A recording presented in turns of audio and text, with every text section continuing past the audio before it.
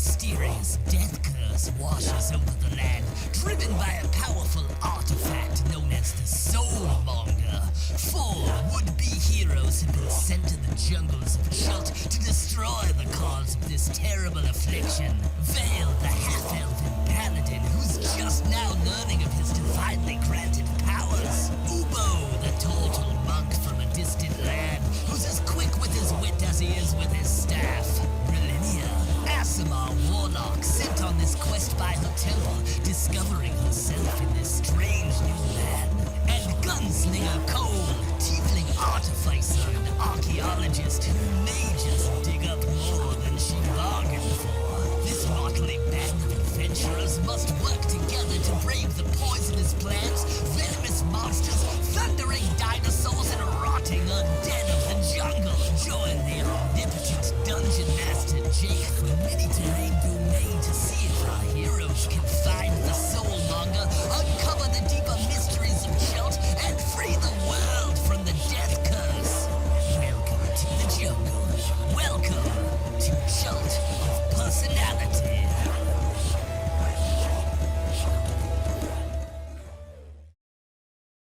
Hey Internet, it's Jake from Mini-Terrain Domain, and this is Chult of Personality, a Tomb of Annihilation campaign happening every Sunday night at 8:30 p.m. Eastern, right here on twitch.tv/Mini-Terrain Domain. Or you might be watching later on the VOD, assuming I've finally gotten around and got caught up on my backlog of internet uploads, which is coming soon. This is episode 41, Split Decisions. And in a moment, I'm going to let one of these players attempt to recap, and you will see why the episode is called what it is called.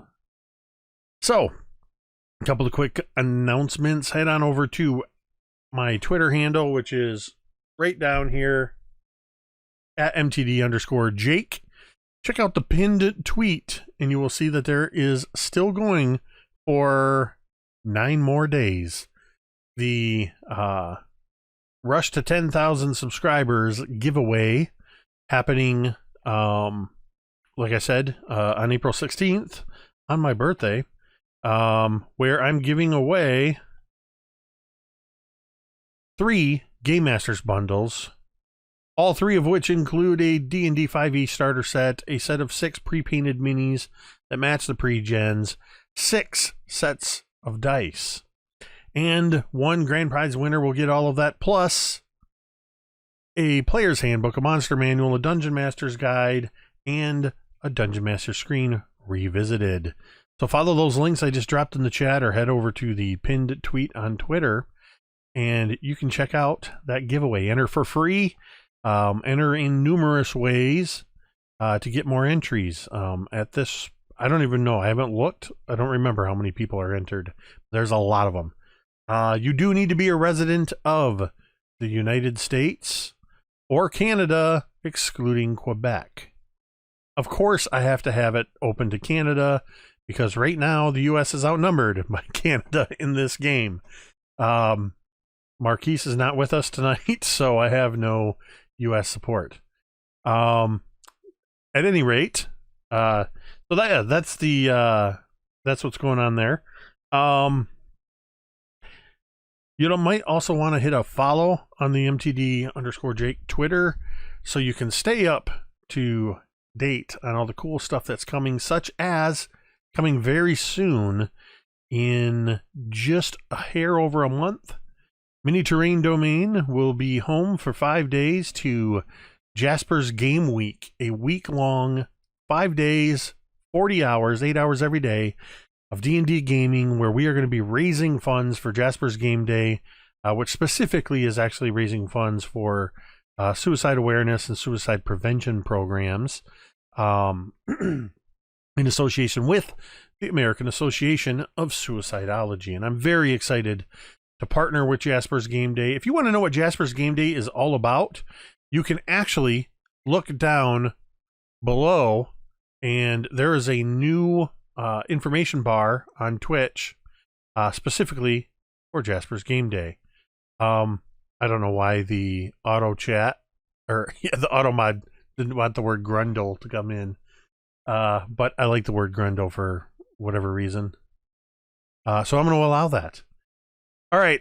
So yes, great things happening with Jasper's Game Day. Also very excited that in association with Jasper's Game Day and with a local Michigan convention happening in the fall, known as Grand Con, I have partnered with them and will be running my Tomb of the Mummy Lord game live in person with terrain and miniatures and such at least once per day for the 3 days of the con in Grand Rapids, Michigan.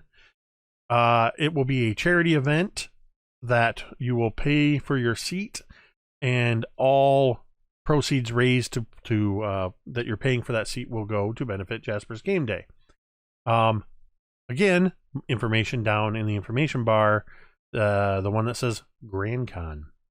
I think that's just about it for the announcements. We do have, as usual, we have the Domain Devils down below.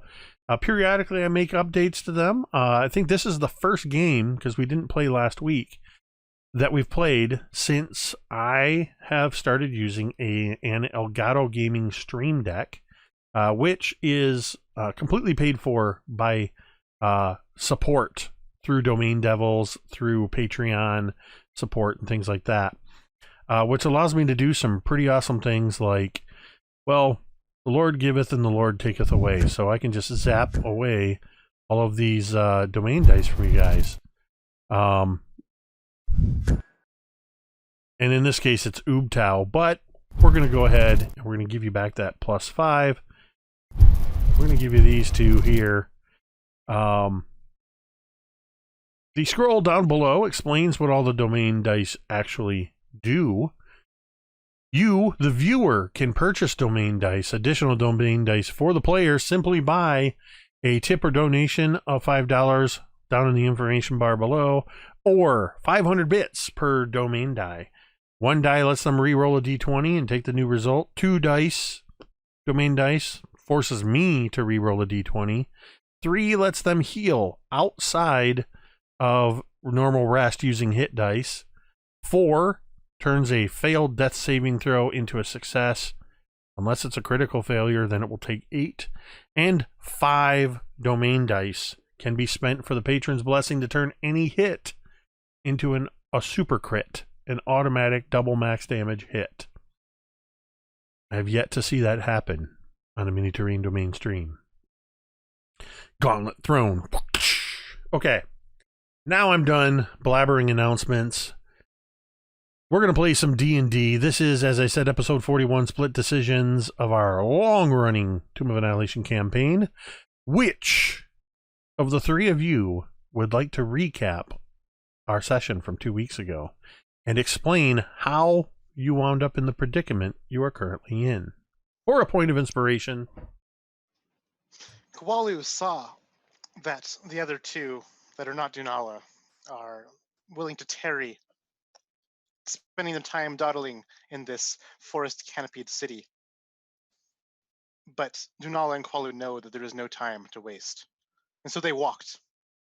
And they walked and they came across a river. But before they came across a river, they met a cat. And this cat does not like water. And Dunala, the water splitter, split the river. And this cat has a name. And they crossed the river. They came across a place which holds one of the puzzle boxes, perhaps. But again, they don't have time to dawdle or delay. And so Dunala, Kwalu, and the cat continued in their journey through the canopied jungle city of Omu. I think I said Chult earlier, and that's my bad.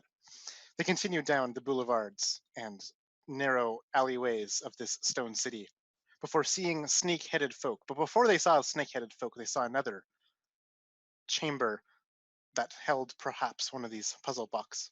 But again, they did not investigate, for they are not the ones to dawdle and waste time on such silly affairs.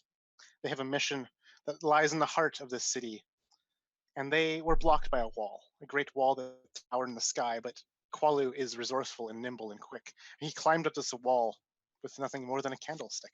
No, using some rope and a tree. He climbed this wall, scaled it, hopped on the other side, used that rope to help Dunala and the cat climb over as well.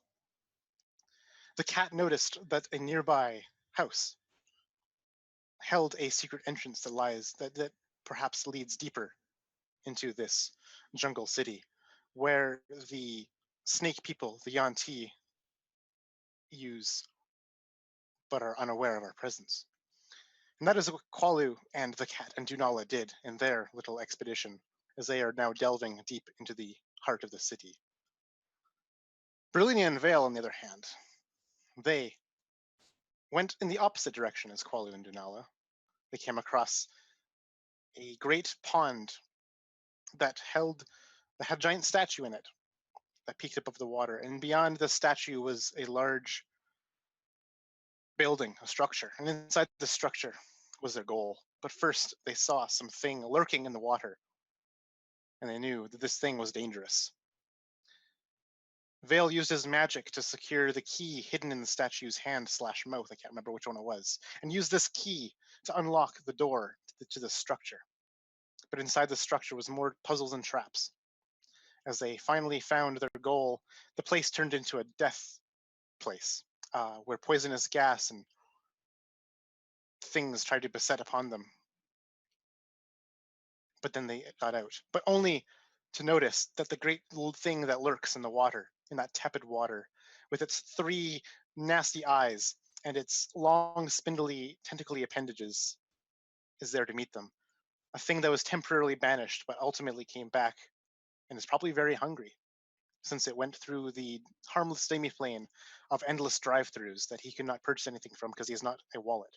So he's very hungry. And that is essentially the Qualu recap. It was 10 out of 10 until that joke at the end, and it became 9 out of 10.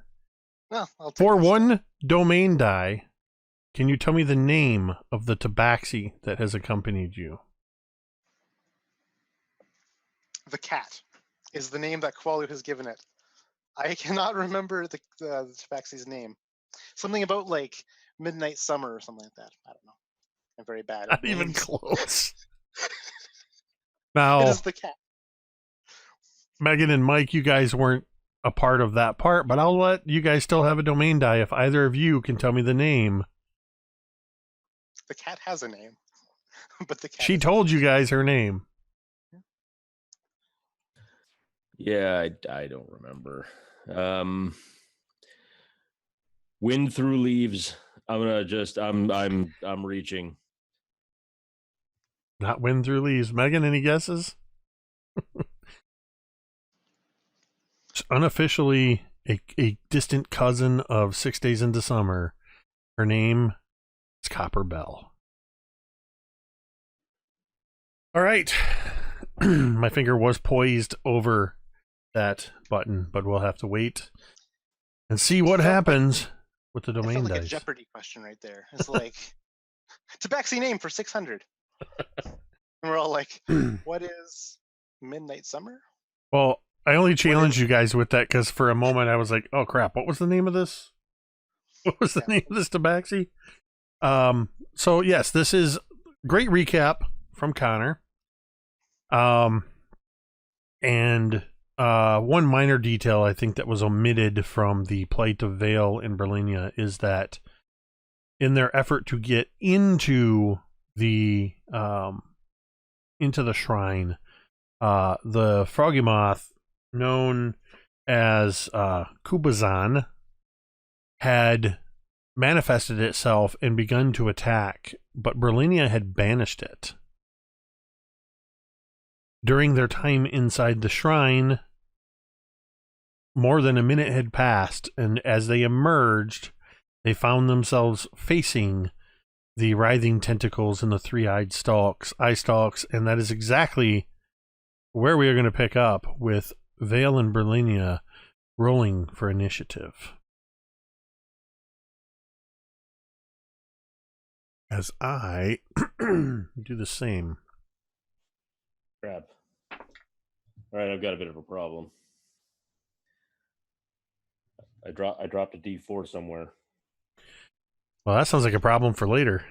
Yeah, it's a You caltrop. say? Yeah, I know. You say that. All right, what do we got? It's only going to do 1d4 damage. Ha, ha, ha. Fail. I got an 18. All right. 18 for Vale. And what are you sitting on, Brilinya? And 11. Ha! Okay. So, Got it, everyone. I Vale. thought you were just laughing that you beat her in initiative. You're like, you got an 18. Vale, you will be going first. All right. Brilinya, you will be going after Vale, but not second. You are last in this small initiative order. That doesn't really kind of narrows it down. It's like, okay, first Vale, then the thing that's going to eat Vale, and then you. Well, as far as you know, the Kubazan is the only thing here. All right, Vale, you've just come rushing out of this after poison gas was filling this area. You've only been at the shrine for less than it's only been less than a minute since you breached the shrine. You guys have literally been at this location for maybe 5 minutes or so. And now you're facing down this giant creature. What are you going to do? I'm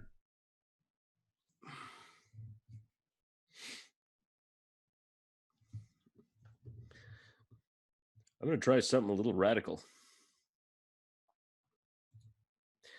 As a free action, which I'm hoping, I'm gonna turn to Brill. I'm just gonna turn my head over to Brill and say, "This goes south. You just run. I don't want to hear anything else about it." And I look at Kubazan. I pull out my rapier, stab it into the ground, and I get down on one knee, and I say, "Hail, great Kubazan, Lord of the Marshes, great trickster of all that is Omu."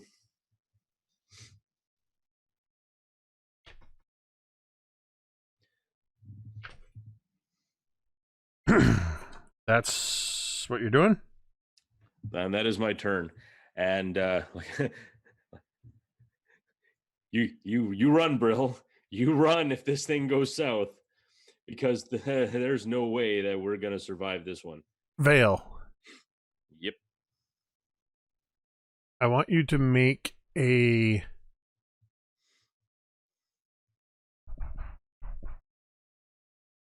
I'm going to have you make a religion check. But I'm going to have you... Well... Hey, look. I'm going to change this up. I'm going to try something radical. Okay. So this was the dumbest idea. You just let it go, man. I can always make a new character. This is what I want. Because this is a unique situation. I would like you to roll a persuasion check and add your religion bonus to it. Which, funny enough, is 0. Oh. All right. But luckily, my persuasion is pretty freaking high. So there you go. So that's a dirty 20.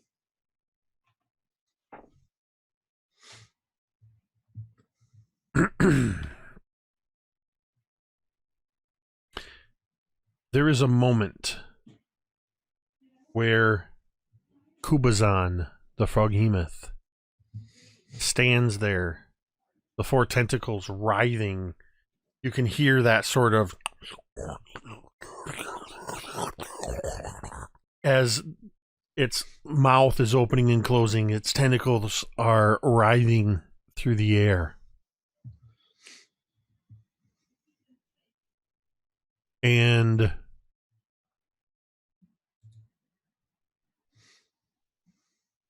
three of its tentacles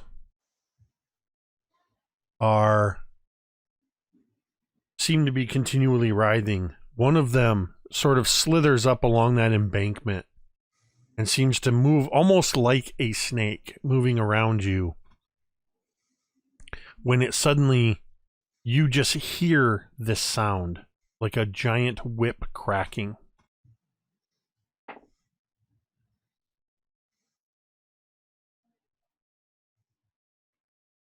right next to your head. It doesn't actually hit you, but one of the tentacles, that tentacle that was slithering and sliding up, just suddenly rears back right next to your head.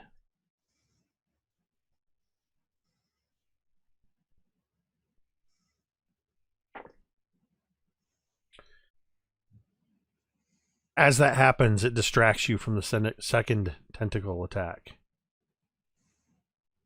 I'm assuming a 21 is a hit, unless you wish to Yes. mitigate it. Nope. Nope. 21's a hit.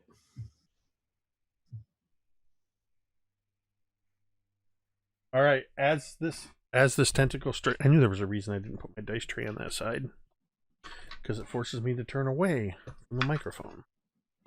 All right, so as this tentacle strikes you, you take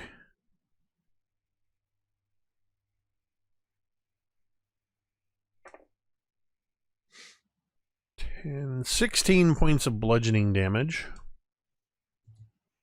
as it sort of shoves you into the wall of the shrine, hitting you hard and wrapping itself, coiling around you. You are now grappled.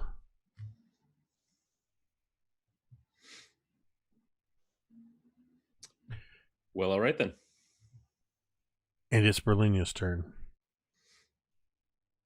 Now would be a good time to run. Now you run.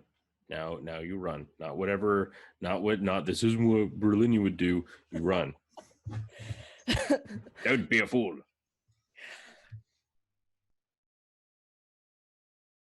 Brilinya is going to yell out Vale's name and immediately hit this thing with 2 Eldritch Blasts stretched out coming from her hands. All right.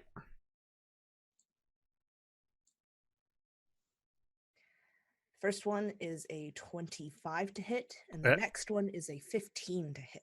Both of those will hit. And that is going to do 16 points of damage, and it's going to push it back 10 feet from me. So this huge creature, which is already in that pool, sort of, there's a spray of water as these Eldritch Blasts strike it. It's forced backwards in the water rooster tailing up, mud flying, and Vale getting drawn with the creature and its tentacle. Vale is now sort of writhing in the air above you. And as a bonus action, Brilinya is going to heal Vale 7 points.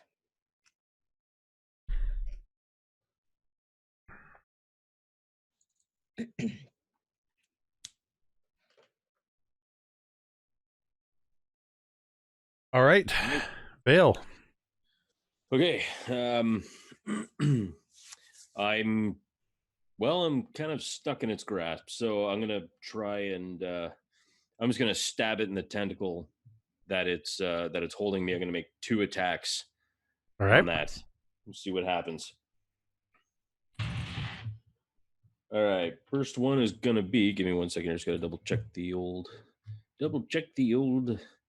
attack bonus. Yep. So that first one's a 16 to hit. That is going to hit. And that will be 9 points of piercing damage, magical. How many points? 9. 9. Yeah, and the second attack. Ooh, that's a good one. Matter of fact, yeah, I'm gonna make this one a special case. This is gonna be like a 26 to hit. Yep. Which yeah, okay. I wasn't sure. I didn't want to assume. And so this one's going to be a divine smite added on that one. So let's see what we got here. First, hell, just roll them all. Actually, wait a minute. If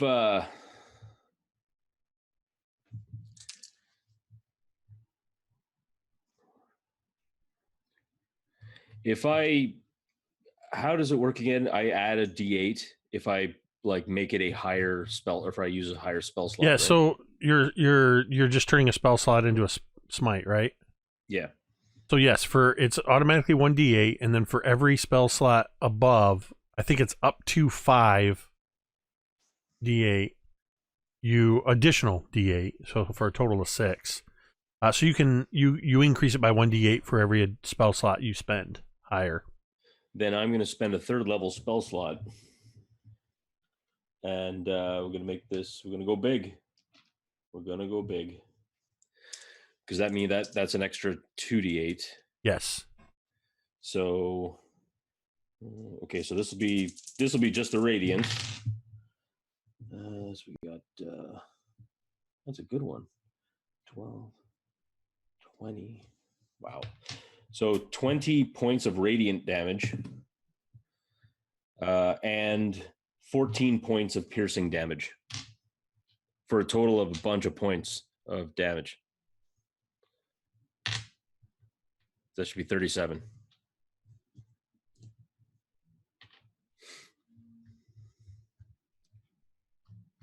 All right. 34. 34? Yep. Yeah, yep. Okay. I got Thanks. Math, am I right? And yeah, I'm not sure if that breaks the grapple or not, but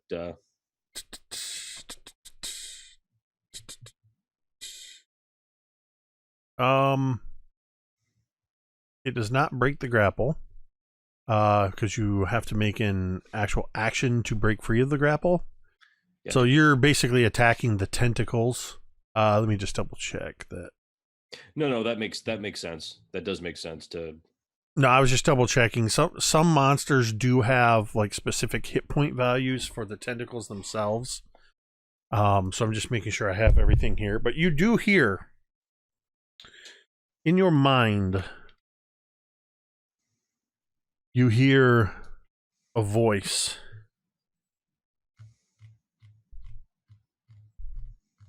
You drop to your knees and you beg, and then you attack. You just attacked me. Perhaps you are a trickster of Umtao. You just attacked me. I'm the one who wanted to just have a word with you, maybe try to parlay this out, and then you just go ahead, snapping your tentacles right by me head, grabbing me, throwing me up against walls. I mean, what do you want? Of course I'm going to defend myself. As you're saying this, your voice becomes muffled as you find yourself bitten by the Froghemoth as it draws you to its face. A 23 to hit. Oh, yeah, that is.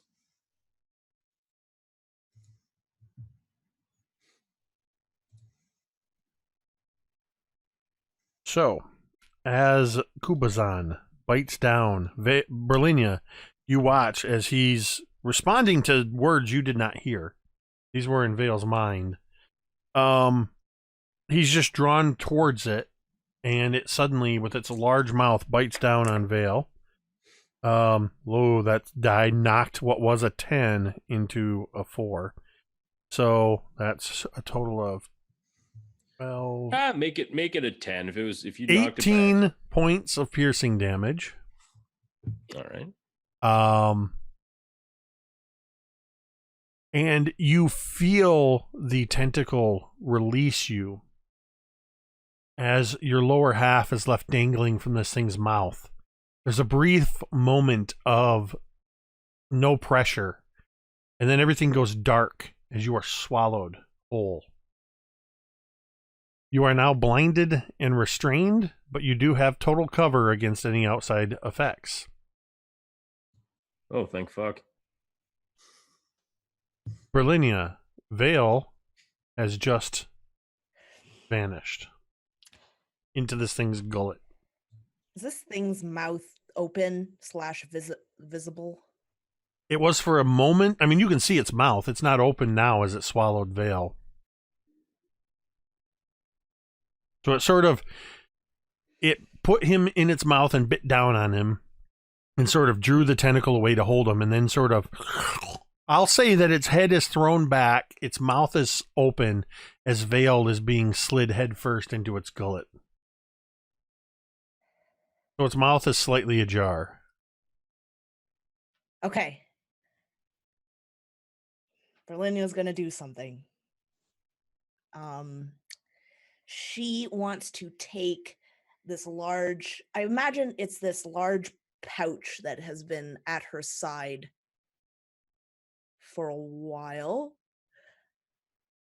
And it is those weeds that Dunala had her pick because the weeds made you fall asleep if you touched them. But Brilinya was immune to that. Would you say that she would still have them, or? Yeah, there's no reason you wouldn't still have those.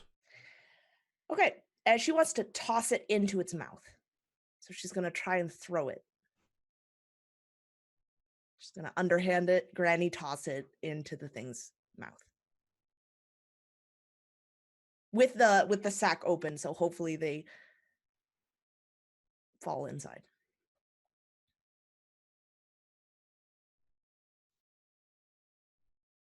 Okay. I need you to make a ranged attack on it. No, I'm just frantically looking to find out to remember what these plants do. Nervous sweats are starting to bead down on his forehead. All right, so make a ranged attack as you attempt to throw this into this thing's With a ranged attack, I add my dex mod Yes. to it? Okay. I'm going to use a domain die and reroll that. Mike, she is throwing a bag of hallucinatory plants in after you. Maybe she's intending to give you some morphine so you don't feel this. I like it. That's an 18. After you do that, throw in a Grateful Dead poster. Some black lights, some incense. Yep, and perhaps the Santana Abraxas album. Brilinya, you grab this pouch and just sort of give it almost an underhand toss. It arcs up as this thing's mouth is thrown back, and just as its mouth closes, this bag of plants drops in, getting swallowed along with Vale. Okay. Berlin is going to yell to Vale to open up the bag and pour it in. If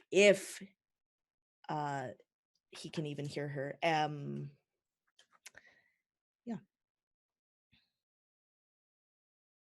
So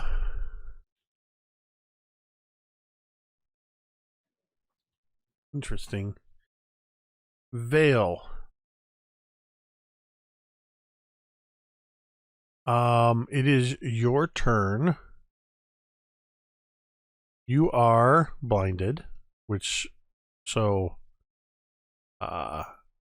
obviously you can't see. You're restrained, so you can't move. You can't move as in like speed wise, but you can still attack from within. And you have disadvantage on dexterity saving throws. But I would like you. Well, actually, first I want you to do whatever you're going to do. That's what I want you to do. I guess first things first. Probably going to have to make a perception roll to see if I had heard Brill. I would say, I'm going to say make that roll at disadvantage because you were sliding head first down the gullet of the Frogamoth. Fair ball. Oh, a nat 20 and a 2. All right. So, yeah. All right. That just be a 4. So I heard nothing. So you've just slid down this thing's throat. It's a tight fit. Everything is spongy and burny and wet. What are you going to do?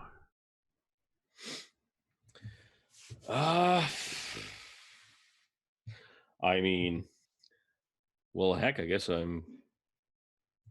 Let me see something here. Gonna look at the old spell list. Okay, so.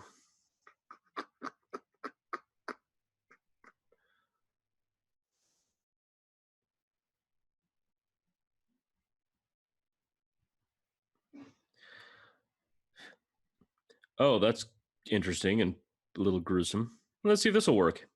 So I'm gonna Okay. I'm going to cast a spell while I attack because I think that's how it works.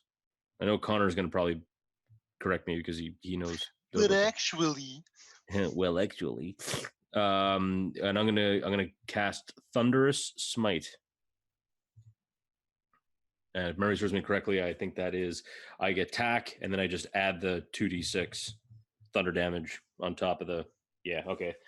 See, so there you go. Screw you, Connor. Whoop. Of course, that fell right into my hand. Bam. All right. can I spend a domain dice to make him reroll that? So You're an asshole, but well done. nat 20s are automatic, max damage. So that's all damage dice Ooh, Yep. Even his thunderous smite. Yep. Call there. are Yep. automatically maxed. Then you get to re-roll, and your modifiers. Then you get to re-roll all of your dice and add to that. You should be smiting here too. Add on a smite. See, but you can't do that though, can you? Yes, you can. What did Yeah, you? you What You can spell? add a divine smite onto a thunderous smite. You can. As long as you have enough spell slots to do so. Yep, they can Well, I still. do, but I thought casting. No, but I okay. Divine Smite is a bonus action. Yeah, So but isn't divine smite considered casting a spell? So if I can't cast 2 spells, Divine in smite one is definitely turn. not a spell. No, actually, I think Connor's right. That is like one of the main uses for those smite spells, which is like Yes. you make an uber smites. Okay. Or- Then yeah, it'll just be a one. It'll be a 1 spell slot. My God, this is going to be ridiculous. Which spell was it? You were doing Thunderous Smite? Thunderous Smite, yep, which will add 2d6 thunder damage, and it has to take a strength save, or it'll get pushed back 10 feet and become prone. Though I don't know how you want to do that if it's coming from inside. I do. Of course you do. Ew. But anyway, okay, so let's just. I'm going to put this into perspective here. So 12 for the Thunder Smite, and then 2d8. Another 16. So 12 and 16 is 28. Uh-huh. 28 plus 15 is 43. That would be. Wait, no. Yes, that's right. So that 43 points would be max everything from that. And then you roll on top of that. Yep. So then I roll let's see what we got here. So 2d8 and 2d6 and then a third d8.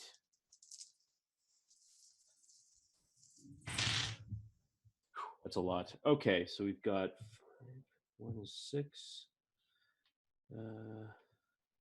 10 plus 15. So another 25 points. So Of 68 points of damage. Roughly 2/3 of which is radiant damage. Yeah, and then some of it's also thunder. And plus, damage. yeah, and thunder damage. And okay, give me a second here.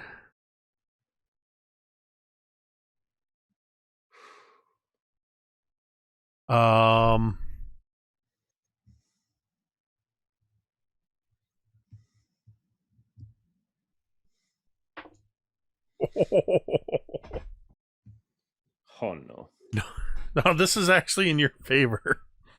Anybody who knows Froghemoth or many creatures that have the swallowing feature, if they take a certain amount of damage from inside, then it's usually not good for that creature that swallowed whatever is hurting it on the inside. Brilinya, you throw this bag in after Vale yelling at him to open it up. And there's this moment where Vale just slides down, the Froghemoth's mouth closes. It actually sticks this ridiculously long tongue out and sort of whips it through the air, licking around its lips. It seems satiated for a moment. And then from within you hear and the whole Froghemoth just goes, it swells like a frog would when it's drawing in the air to ribbit. And then you see, as there is a spray of water and mud from below the surface, as one of the exits, a large amount of air and whatever else is expelled from below the water. Its mouth opens and there is a fountain of water, partially digested creatures, acid, and Vale that go spewing out through the air. As Vale, you are regurgitated. You are going to take only 3 points of acid damage in this misting of acid.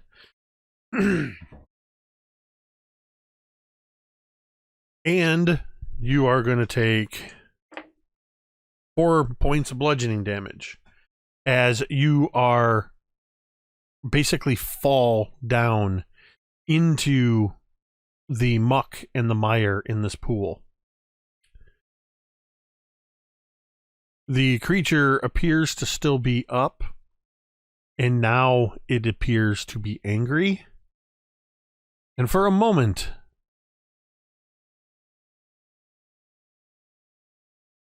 it staggers.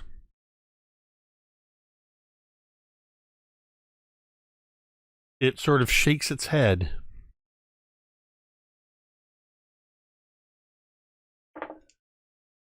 Oh, I didn't say this, but I decided that in the wake of this devastating attack, it would be attacking now at disadvantage.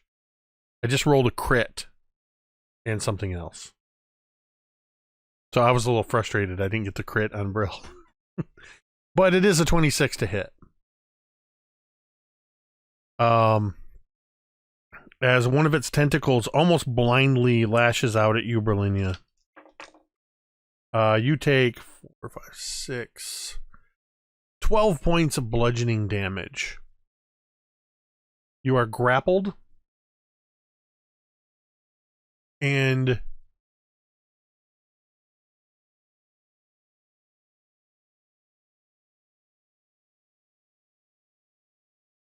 you feel yourself just suddenly ripped off of your feet, and you see yourself now drawn towards this open mouth. Wow. But it's still disoriented. There's this moment, you're now flying through the air on the end of this tether. As you're pulled off of your feet over above this pond, you're now about 15 feet in the air. It swings you by its mouth, and you hear this loud cracking, smacking sound as it literally just misses biting you and flailing around. You are grappled. You are airborne in this thing's grasp. What are you going to do? Do I still have access to my hands? Can I still move them, or? Yeah, it's more or less got you around the waist. Okay. I'm not a complete dick. She is going to aim for its eyes and let off a couple eldritch blasts, one for each eyeball. All right.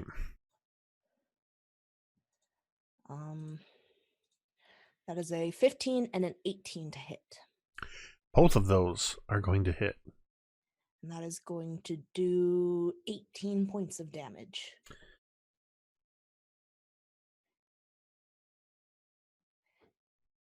And she is going to look back towards Vale and stretch out her hand towards him, and is going to heal him 7 points.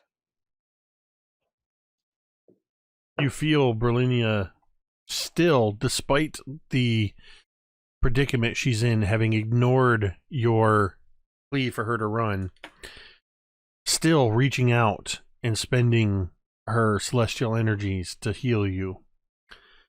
The Froghemoth is now waving Brilinya around in the air, flailing its mouth around, its tongue snapping out into the air. And both, or rather, 2 of its 3 eyes are closed as they've been struck by Brilinya's Eldritch Blast. What are you going to do, Vale? And this thing, outwardly, it looks a little... If anything, it almost looks inebriated, the way it's behaving. Or possibly rabid. But you know the amount of damage you did when you were inside this thing. And you suspect it is not doing well. Oh, yeah. Hey, if I can kill a trickster god, why the hell not, right? So, yeah, I'm going to leap forward and I'm going to go attack it. Just know that if I roll another crit, we're divine smiting this bad boy. I'll use up all the spell slots. Did you really? I've seen this happen too many times from Mike to even doubt it. So it was because it was the same die. I'm putting this one away. Don't put it away. That's an Ubtao blessed die. That I have no problem with you leaving it on the table, Mike. No, that's okay. I like, sure, everyone likes rolling nat 20s, but I also like to be fair about it. And nat 20s do not mean that you always, you're always doing good in the story. Sometimes failures are fun too. But it is going to be another divine smite. Hell. Basically, you know what? Let's do the same damn thing that I did when I was inside. So, so that's now 2 first level spell slots expended. And so we said, if memory serves me correctly, it was 43. It's 43 base. And while you're rolling dice and doing math, we're going to award you another domain die, courtesy of an anonymous donor. Oh. There you go. Thank you. Thank you, anonymous donor. Okay, so it was 3d8 because 1d8 for the weapon damage, 2d8 for the radiant damage, and then 2d6 for the thunder damage. Honestly, craziness. Okay, so we've got 13, 15, 17, 18, 19. So another 19 on top of 43. 62. So yeah. How do you want to end this, Vale? All right. Seeing Brilinya, I especially in the situation, knowing how horrible it was in there, I just run. I basically run. I jump off of that plinth in the middle, and I just kind of use it to kind of push forward. And as I'm pushing forward, this arcing green energy just comes shooting out of my rapier, just envelops it. And as I go to hit it, this kind of lightning explosion of energy goes bursting forth. And it actually, as it balls out, you can actually see the Froghemoth beginning to disintegrate in this kind of ball, this whole ball section kind of like taken out. almost like disintegrated. And as it kind of lunges backward with like parts of its rib cage sticking out, its tentacles kind of falling dead one by one. And you know what? Because I ended it on a crit, it lunges and snaps and drops Brilinya, and I managed to, standing there watching it die, grab Brilinya one-handed and just kind of like hold her just to make sure she doesn't like actually hurt herself falling. As this Froggymoth, the essence of Kubazan, disintegrates, it appears almost like pollen in the air. And the tentacle that was embracing, well, that was strangling Brilinya now seems like a gentle embrace as you float down on these bits of pollen. They have a gentle illumination to them, almost as if they're burning embers. And rather than settling down into this bog, they begin to swirl around you, Vale. And as you watch, as they swirl around you, just in your natural exhale and inhale, on the next inhale of breath, all of this pollen-like essence of Kubazan inside you. You are going to get another domain die, as Star19 has just gifted a subscription to... Wait. I can't see it on my thing. Anyway, they're also Star19 was the anonymous donor. He just forgot to put their name in. They messaged me. So credit where credit's due. Thank you, Star19. Vale. As you inhale this essence of Kubazan, must I? You feel like you are no longer alone. Inside your mind, you hear the voice. So, many years ago, Ubtao cursed us. Cursed me. But you are his blessed one? I shall steal some of that blessing. For a time. I hope you enjoy company. Vale, you have now inherited the flaw. I am fearless and not afraid to take great risks. Bring it. Which is great, because that means I don't have to play Vale any differently than I've been doing already. You also... Like, don't worry, Brilinya, I love you, but I'm a lemming. You also realize that you suddenly just sense this immense hatred for Ebli. In particular, the trickster god Papazotl. And... To be fair, no one should have a name that ridiculous sounding, so I can understand the animosity. Unless it is already higher, for the moment, for the time being, your strength score is now 23. Yeah, I guess I'll take that hit to strength. What was your strength score? 10. Seriously? Yeah, apparently now I'm a buff boy. Holy cow. So that's a thing. And if memory serves me correctly, that's a +6? Let's see. Because 2021 is +5, 22-23 is +6. Yeah, it'd be a +6 because you basically subtract 10 and divide by 2. That's the way I do it. Yeah. So I'm going to award you guys another domain die because Prupra just dropped 300 bits, and she has dropped bits previously that were below the threshold, but I'm accumulating them. There's another domain die. As this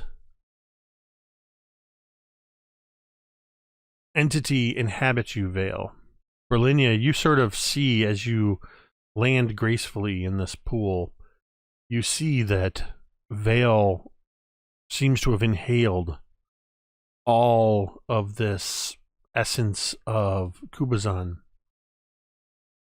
When he opens his eyes, you see that his pupils go.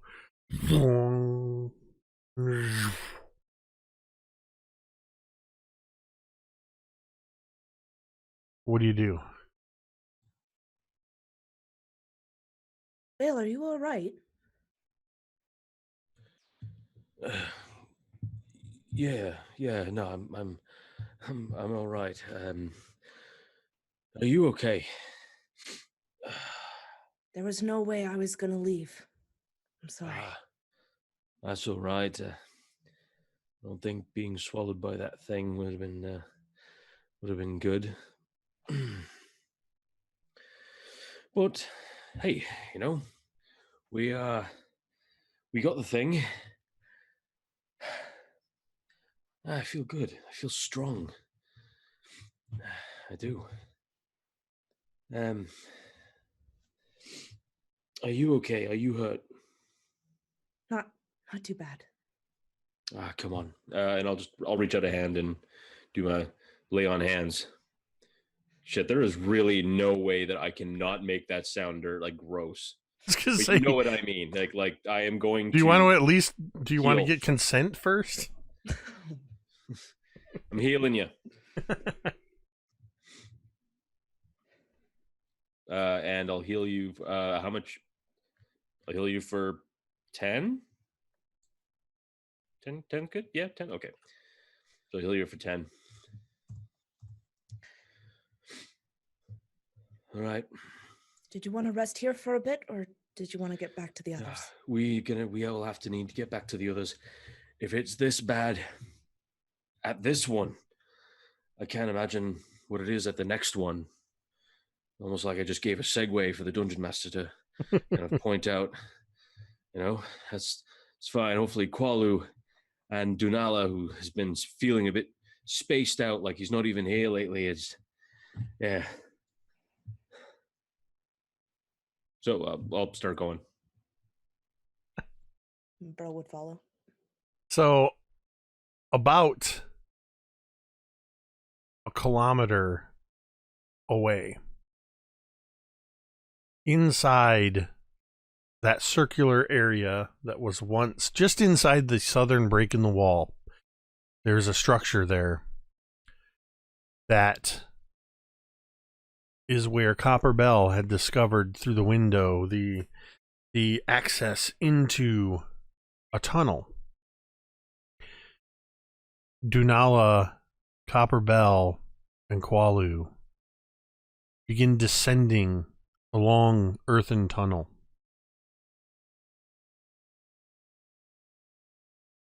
At some point, as you're descending, you feel within the earth itself, you feel this sort of,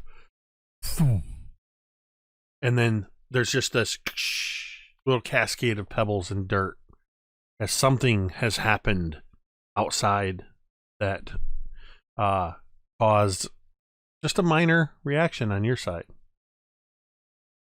Placing this moment at the exact moment in which Vale disrupted Kubazan.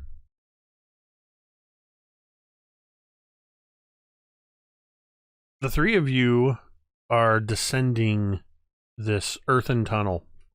It appears to go on for 100 feet or more, Qualu. Remind me of your status of dark vision. As a person with orcish blood, I have 60-foot dark vision. Okay. I can never remember with half orcs. It's everybody but humans in 5e. Now, there's a couple other ones. Dragonborn, I know, don't have dark So vision. in the player's handbook is like everyone but humans and Dragonborn. Dunala seems to be uncharacteristically quiet. In fact, wow. Star 19 does not want you guys to be short on domain dice with another gifted subscription. Thank you. So, you notice, Qualu, that your friend seems to have gotten quieter. He, despite the coolness, the sudden coolness underground here, you notice that he seems to have broken into a cold sweat. He still has that fierceness and determination that has driven him so far. So you can't tell if there's a hesitation there or what might be bothering him. You feel a tug at your sleeve. It's Copper Bell, the female tabaxi that has joined you, wearing this sort of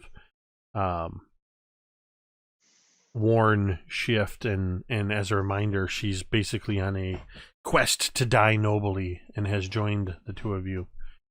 As she tugs on my sleeve, I'll growl. What is it?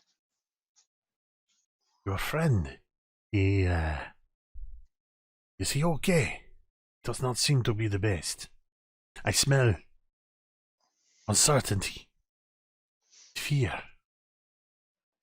And so with this kind of little push from Copperbell, at first Qualu thought that Dunala's silence was just him realizing the gravity of the situation. But Qualu will turn around, see Dunala in cold sweats, and even like trembling fingers, or at least like, white fingers. And Qualu will stop, as he was in the lead, turn around and look upon Dunala. What is it? Are you not well?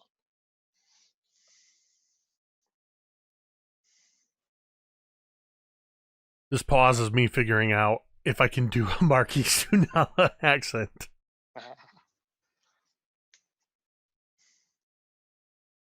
You have known me, Qualu, for a long time. You know when I say I am going to do something, that I will do it. And I mean to kill these Yonti. But something is changing in me.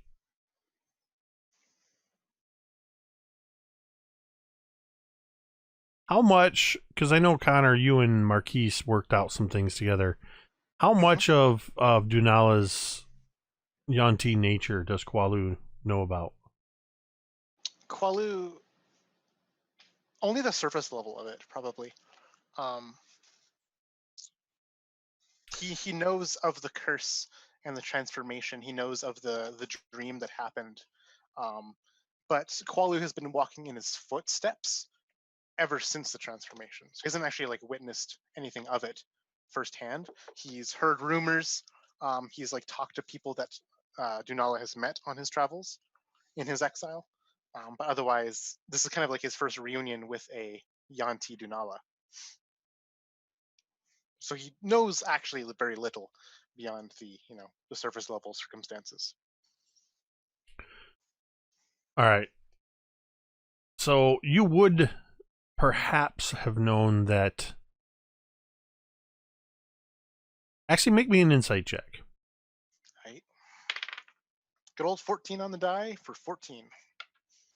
So you, in your observations and just everything you've gleaned and what you've known, after the curse, Dunala was one of words and action, but no real emotion.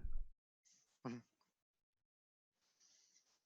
He seems to be exhibiting effects of somebody who has been devoid of emotion for a very long time and is now being flooded with kind of an overload of anger fear, these things he hasn't felt in a long time, they're surfacing much more. Quali will grab his shoulder in a firm but, companion-like way, kind of in there and holding it. We must carry on. You and I together. Kind of then glances at the cat. And with her.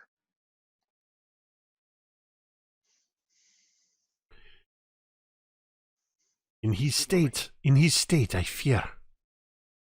I feel he's going to get us killed. Know this. It better not be a stupid death. I came here to die with honor and valor, not through stupidity. And then she just sort of gives him almost that sort of like a cat would do. It's just kind of a quick paw bat. And she says, "Get a hold of yourself, man." And so as this cat lays a hand on Dunala, I will push her like up against the wall, forcefully to kind of like separate her. And then I'll growl at her, "If you lay a finger on Dunala again, I'm chopping off your hands." And he says it in a really low, growly voice that like only Copper Bell could hear. And like she would like smell the breath of Qualu more than even like hear these words. And that's how like, quietly he's whispering it to her. As you push her back against the wall, she just bares her fangs. But she doesn't say anything. When you release her, her tail just sort of flicks. But she does not respond in any other way. What would you like to do? Let's keep going. And Quali will continue to press on, hoping that Dunala is able to follow. Dunala seems to be doing okay just with the cold sweats, and he seems a bit slightly distracted, but otherwise doing okay.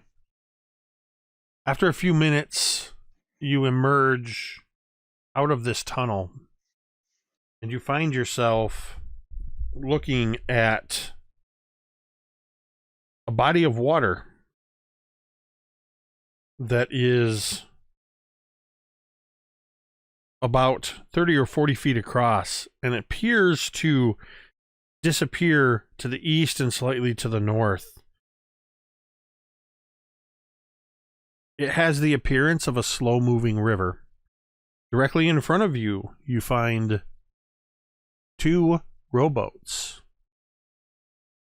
Along the edge of this water, the path continues to the north, where about 40 or 50 feet ahead, you can see a door set in between a small section of the cavern that is carved. There's also a large opening to the west, but you can't quite see where that goes. This is all underground, correct? Correct. And you are essentially under what was once the palace of Omu. Quala looks at these rowboats. He's spent literally years around boats as a harbor folk in the docks of Port Nyanzaru. Mm-hmm. How shoddy are these boats? Would they be able to support the weight of 2/3 people? Are they rotting at the seams? No, the boats actually appear to be in pretty good condition. Each boat, they don't have any signs of like they're abandoned here. They appear as though they might be used with some frequency. The oars are set with each one. They're just dragged slightly up onto the rocky shore. And in the prow of each boat, what looks like a cowbell hangs from a hook. Qualu will remove that bell if possible, and kind of like set it gently on the bank of this underground river, basically removing the bell from the boat, and then Okay. kind of push get everyone seated and push the boat into the water and start rowing across to the other side. All right, so you're going to push off and travel along this little river. The current is pretty gentle, but you do have a couple of oars. As you enter, kind of shove off, you can see that there's a couple of small rocky islands. And when I say small, I mean like 5 to 10 feet. More like almost like stalactites rising up from the water. The flow seems to gently be moving towards the north. As you begin to row through, the river curves slightly northward, and you can see that there is about a 10-foot wide cavern, and you can see a few brightly colored mushrooms at the entrance to it on the right side, or the river continues forward. Does this small cavern looks like it has any signs of use by other rowboat travelers? Any kind of like lanterns or Give other me kind of a systems? survival check. Sweet. That'll be a total of 14. You can, as you're kind of approaching it, in this area where the river moves through is probably only about 15 feet wide. So you're going to move fairly close to this cave opening. You can smell that sort of musty, earthen odor of, the damp underground, but you smell that kind of, that scent of mushrooms. And you can see some scuff marks along the edge here where boats have been fairly recently, and more than once. So more than once boats have been pulled up to here, and there is a little bit of a worn path at the opening to this, but not crazy worn. This cave continues further into the depths. From where you're at now, you can see that it extends in about 40 feet and then curves a little bit. All right. Yeah, Qualu will moor the boat here. And kind of as it kind of touches base with the bank, he'll climb out and pull it up. He'll take note of the position of these mushrooms to not disturb them in any way, if possible. He'll touch base with the other two, the cat, Copper Bell, and Dunala to see if they're faring well. Especially Dunala, who knows if he's seasick. Dunala seems to be more or less doing okay. He's kind of looking around a bit, but he's not saying a whole lot. So yeah, you are able to walk along this cavern. And you see, after just a little bit, it curves slightly to the north, and then it opens up into a wider cavern just filled with fungi. You see toadstools, puffballs, and other tuberous growths all over the wall and floor. Have you seen Annihilation? Yes. You know the way that when they found the, spoiler alert if you haven't seen Annihilation, when they find the one of the bodies that seems to have been kind of burst apart by some kind of growth. Like a mosaic. Yeah, it's sort of like a mosaic. It's extended outward, and you can see where it appears that even the skull has been stretched out over like 6 feet. You see this. You see a fungus-covered and entwined skeleton blossomed against the far cavern wall. Where part of its neck once was, hangs a chain with a brass key that still shines in the cavern. Qualu takes a strip of fabric, ties it around his back of his head to basically cover do a kind of face mask. I would just suggest to Dunala and Copperbell to do the same as we ascend this cavern way and approach this fungus-filled death trap. Cavern. Qualu listens for any kind of noise. The only noise you hear is that sort of dripping sound, and you hear the slight creaking and rocking of the boat as the gentle current pushes it, nudges it against the stones. Are there any obvious exits from this fungus room? Nope. It appears to dead end into this fungus room, and the only thing you can see so far of note is this humanoid skeleton with a brass key hanging around its neck.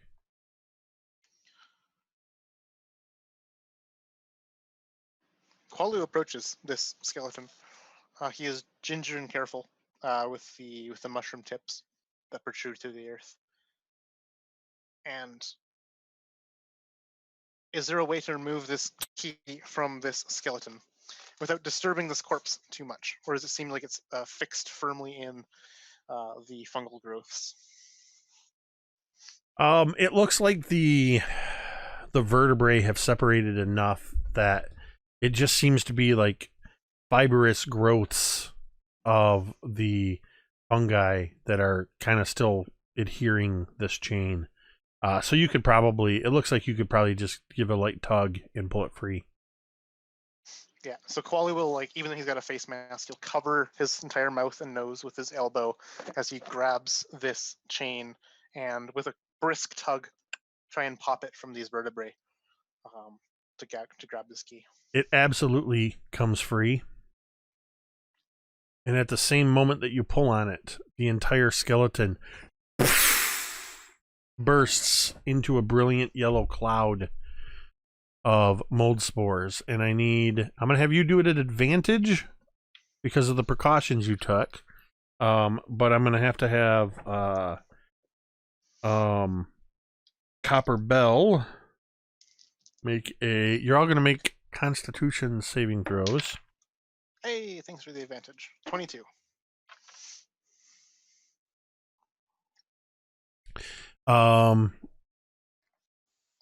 Ooh. I rolled a 4 and a 6 for Dunala. So you are going to take, you and Copper Bell passed. You're going to take 7, 4, you're going to take 5 points of poison damage. And for 1 minute, you are poisoned. That's just disadvantage, essentially. In all. That's disadvantage on attack rolls and ability checks. Correction.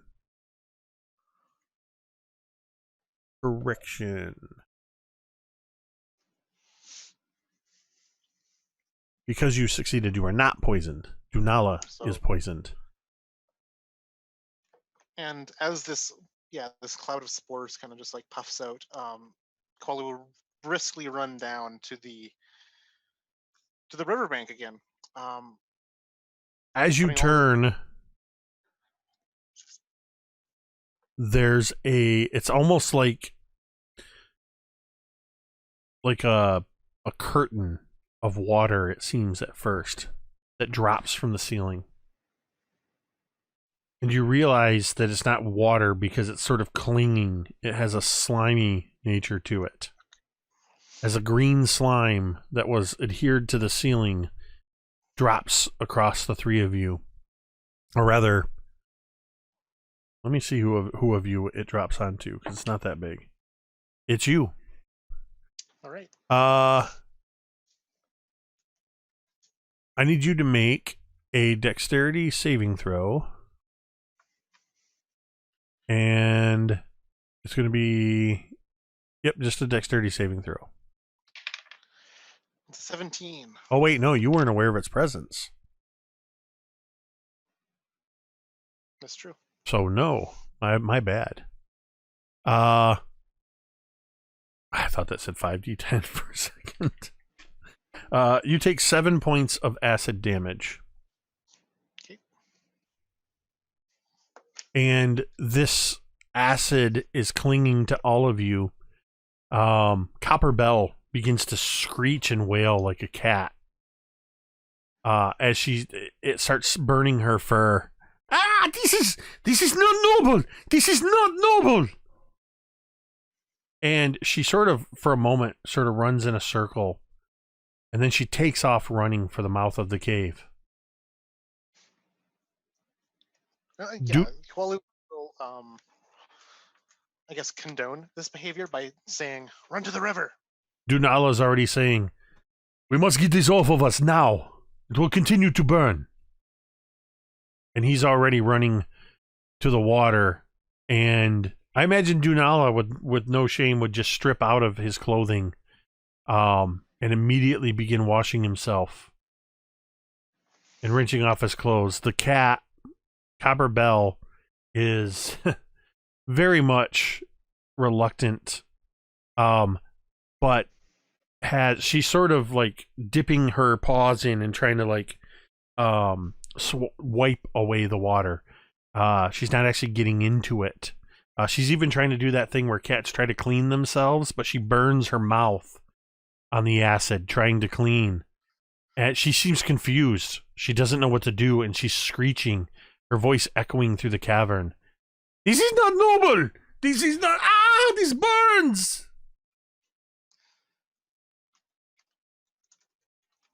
I think Dunala would probably suddenly physically grab her, putting his hands over her mouth and telling her, "You need to be quiet. Get into the water. It will wash off the acid." And he sort of kind of manhandles her into the water. She scratches at him, but he keeps his hand over her mouth, gets her into the water, and helps her get the acid off of her fur. And I imagine even that he would use his collection of soaps, because soaps are very good at getting acid off. And there's this weird moment where, as Dunala, naked, is washing a cat in this underground river, and once the burning stops, she quickly gets out back to the shore and kind of shakes off, and is just sitting there and is now licking at her wounds, a little tentatively at first, but with the acid gone. She's got patches of her fur that the acid has burned away. I assume you also got in the water and washed off your... Yeah, I was wondering just how much of a substantial being that dropped on me. If it was just like a dribble of acid, then yeah, he would also... It was basically like Nickelodeon bucket of slime dropped on you. I mean, it was like a 5-foot area, and it splashed around to everybody else. Unfortunately, doffing my armor is like an hour ordeal or something like that. No. So you have to like... Armor's only like 10 minutes. 5 minutes to take off, 10 minutes to put on. Okay. Yeah, I think the longest one is full plate, which I think takes like 15 minutes. Yeah. Okay, yeah. It's only a minute. Never mind. Yeah. Yeah. So I'll doff my armor, as well as just like rinsing off this acid and making sure that my skin is no longer burning from all this. All right. So, as you are all cleaning yourselves off, I would like a perception check. Oh, it's a 9 total.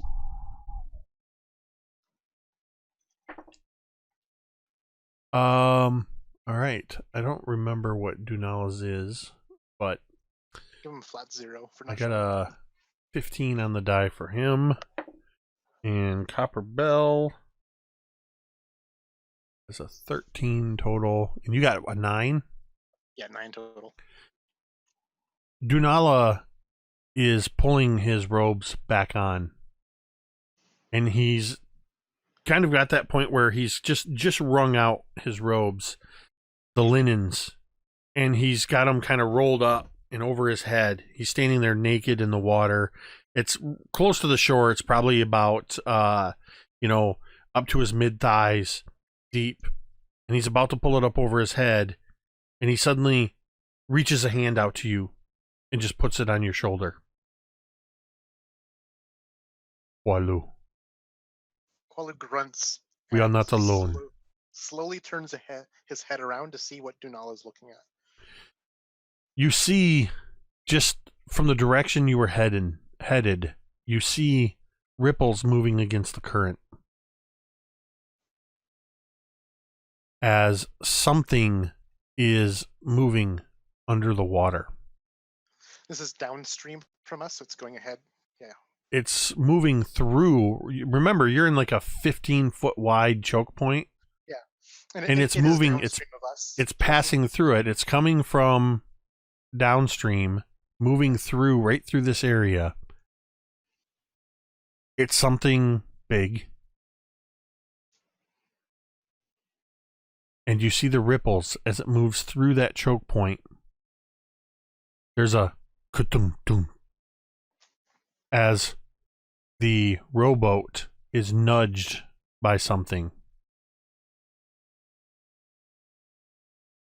I would like you and the others to make stealth checks. Oh.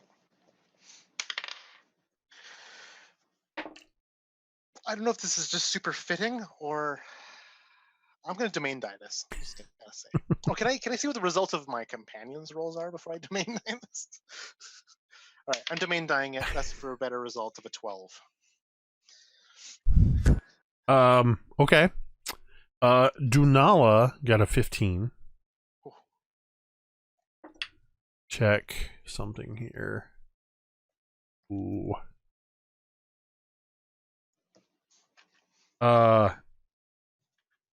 Copper Bell points at the ripples. What is that? She says out loud. And you see as a monstrous head rises up out of the water on an elongated neck and sort of looks around the cavern and looks towards you. In the rippling shadows of the tunnel, you see two more heads rise up out of the water next to it. And then closer to the shore, a fourth head peers out of the water. And just on the other side of the rowboat, a fifth head pops out of the water. Vale and Brilinya, you've had a little bit of time that you've been resting outside of the shrine. Would you be attempting to take a full rest? Well, I mean, technically... Or no, you said you wanted to keep moving. Yeah, we were just gonna, go give her, boys, and just head in that direction. So you were continuing.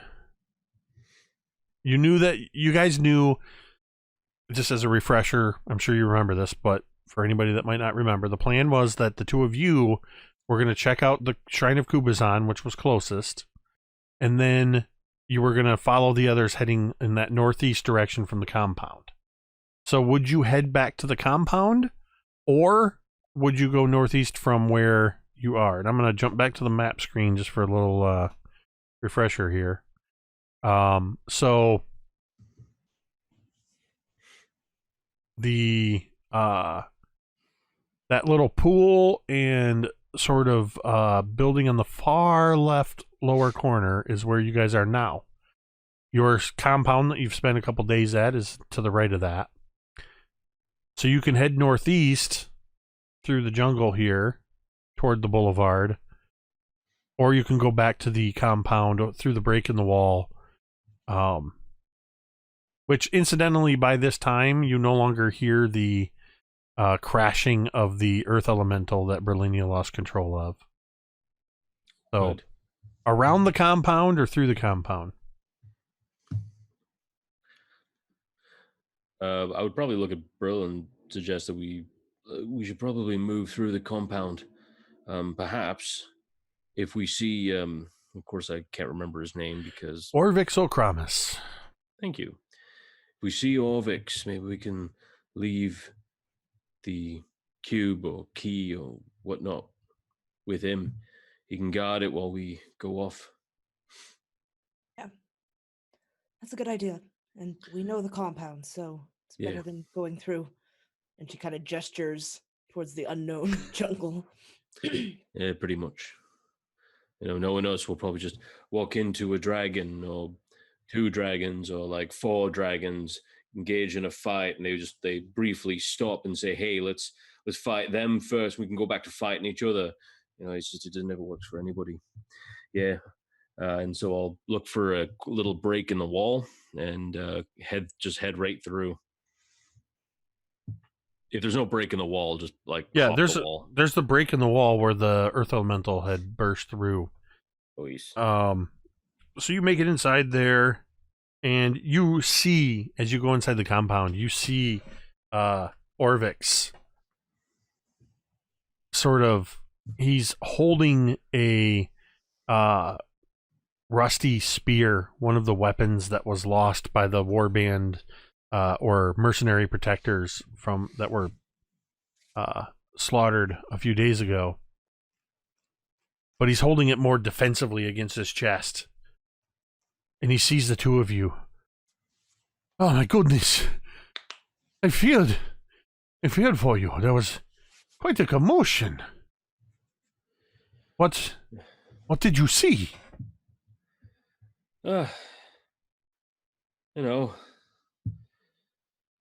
Kubazon. You saw a statue of Kubazon there? No. Kubazon. We killed him. And we got your cube thing. He's just... Actually, I guess I wouldn't have it, would I? No, Brilinya would have it. He's just staring astonished at you. He looks to you, Brilinya. I know that there are places in these jungles that are, well, the vegetation is not to be trusted. Is it possible your friend here has ingested something? No, we've come across some of that vegetation, and no, it really happened. And she's gonna take out that cube. It's true. All of it is true. I know that you are in a hurry, but please commit to your memories. All that you have seen and heard and done. I wish to transcribe them when we have time. Would you hold on to the cube for a time? Yes, of course. Oh, and if you leave, I will use everything in my power to rain holy hell upon you because Ubtao, and I'm really quite tired, so you're just going to hold on to it, and you're just going to stay here and make sure it doesn't leave your sight. Oh, and it was a big, giant, froggy thing with tentacles and a little blotch of eye stalk and 3 eyes, and it was really disgusting from the inside. That was Kubazon. Then it died, but it was weird. It blew up into a puff of pollen or something, and breathed it all in. And it's not. I'm sorry. Are you telling me that you encountered one of the 9 trickster gods of Omu, took his puzzle cube, fought the god, killed him, and then breathed him in? And then I snorted him like some Peruvian marching powder, yeah. So we're a little busy. We have to go. We can get back to... We're just going to pop a cork in that little potion of what the fuck just happened. We're going to go sort that out and then come back. If it's all right with what? you, we'll put a cork.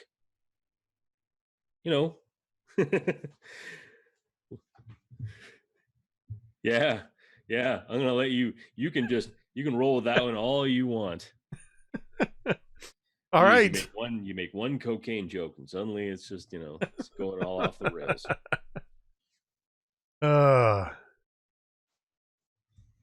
Okay. You're gonna be okay. You Yep. need a I'm moment? gonna skip past the my own joke or lewd joke on my own channel. That's a good idea. As Orvix takes the cube and holds it gingerly, but almost immediately he's kind of like tucking the spear under his arm and reaching into his pouch to grab out his notebook. And he has no intention of going anywhere. He's going back into the building you guys have been camping in, and he just goes inside the door and immediately sits down and starts sketching this cube, taking notes on everything about it.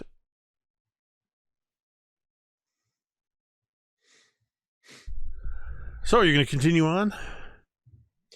Yeah, I think I'm going to also give myself a little bit of healing, and I'm going to just top myself up, which would be 27 HP.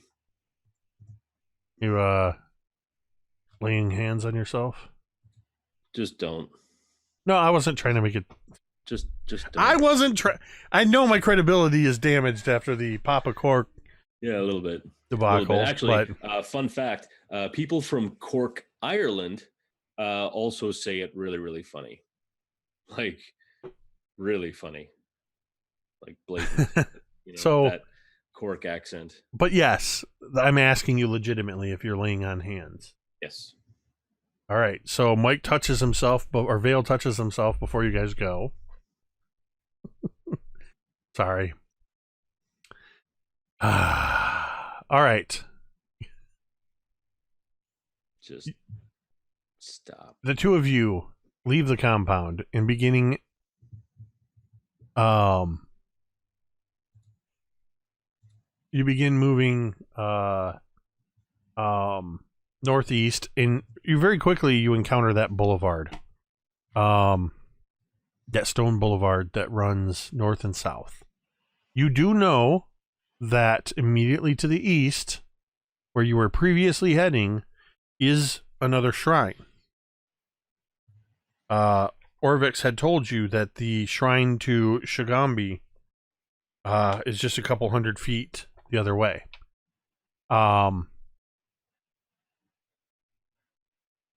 everybody, the others headed northeast. So what would you like to do?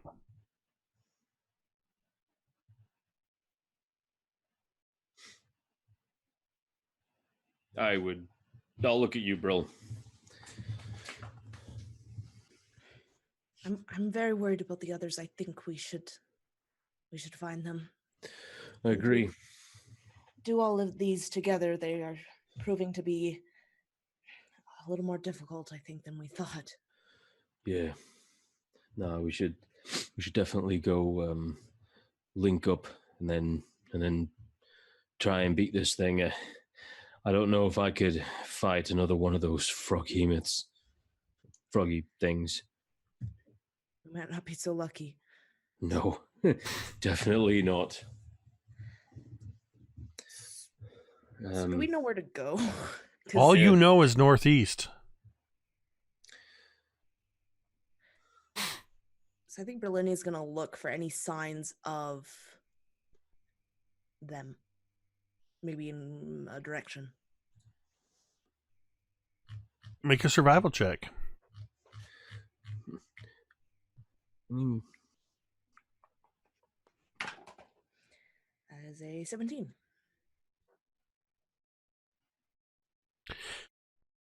You looking in the area, you don't see any signs that looks like they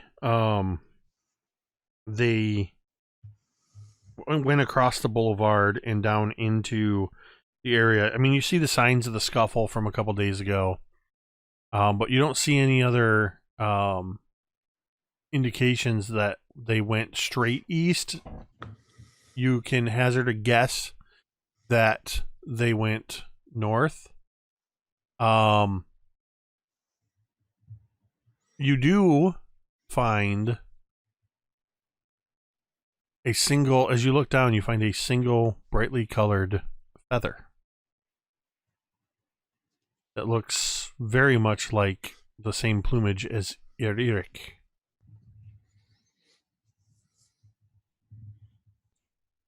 And what direction is that in? The boulevard moves north and south, so you're hazarding a guess that they followed the boulevard for a little while. And you would remember, looking at the map here, because you guys did fly in, that immediately east there is a giant lake of lava that would have to be circumnavigated. So your guess is that they went north a little ways before cutting in to go east. Okay. I think Brilinya would start in that way after telling Vale and picking up the feather as well. How far north do you want to go before you start moving east?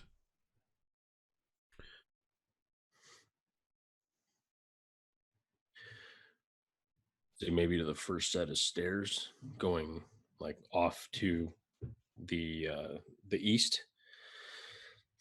And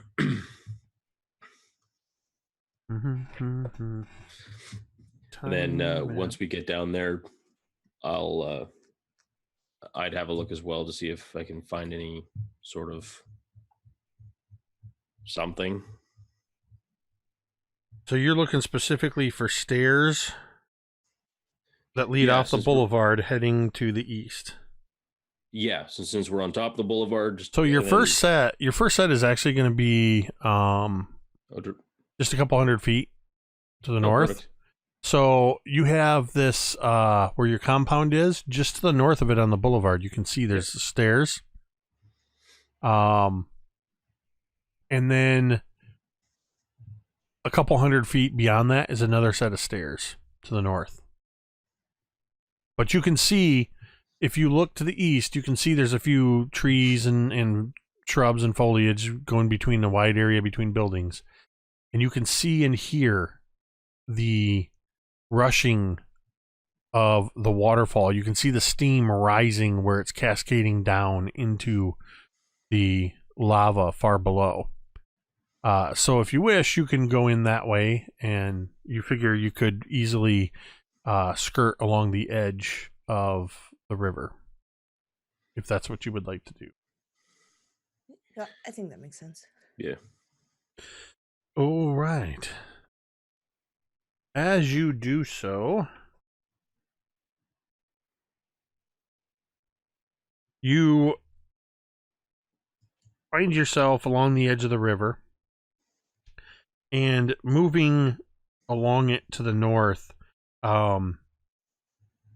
it's pretty easy going. All of the trees and foliage in here looks like this city in its prime was a lush, well-manicured city, but everything has sort of gone overgrown. So it's not as thick as the jungle. It just has that sense of being reclaimed by the jungle. And you find a log that is lying across the river. A thick, heavy, fallen tree that... This tree stretches all the way across the river to the other bank.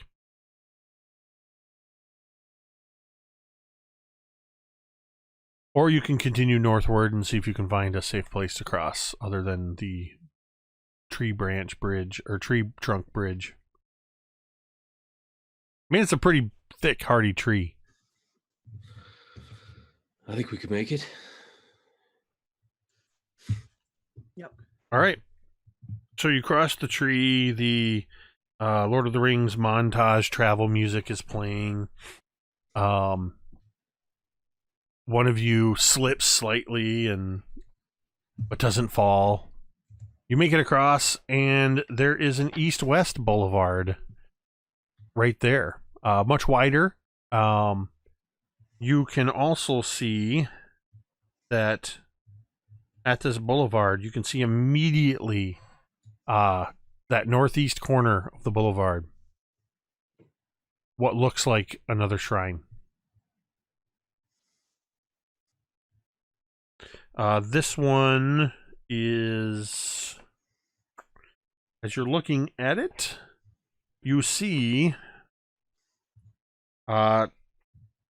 two obelisks decorated in swirly carvings at the entrance to a small compound. The overgrown courtyard excuse me, is shrouded in palm trees, and stone doors seal the entrance to this windowless shrine, with a smaller ruin standing nearby. Would you want to investigate the shrine, or do you want to continue moving eastward along the boulevard? Continue moving east, I think, if there's no sign of... You can make another survival check if you wish. I do wish.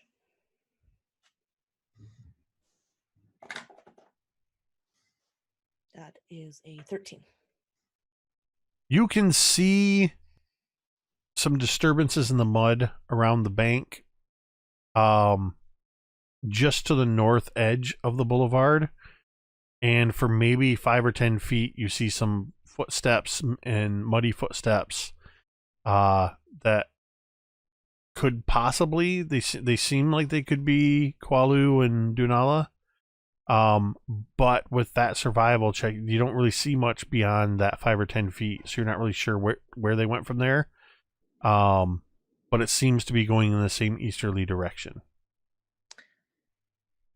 Should point those out to Vale. Do we keep traveling east then? I think so. I mean, he's got to be close. If we head for the next one, they're sure to be there.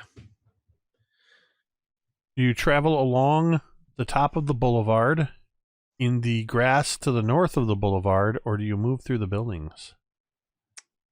Or would you like to try something else completely?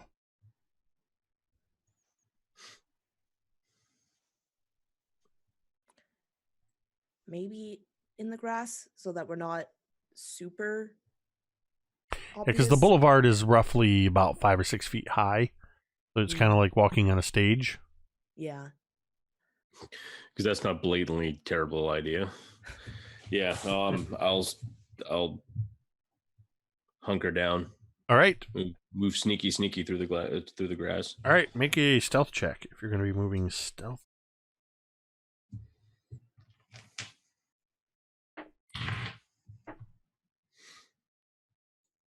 That's a 24. I got a nat 1 for a total of 5. Use a domain die. Oh yeah, I'm gonna use a domain die. Okay, that is not that much better. That is a 10.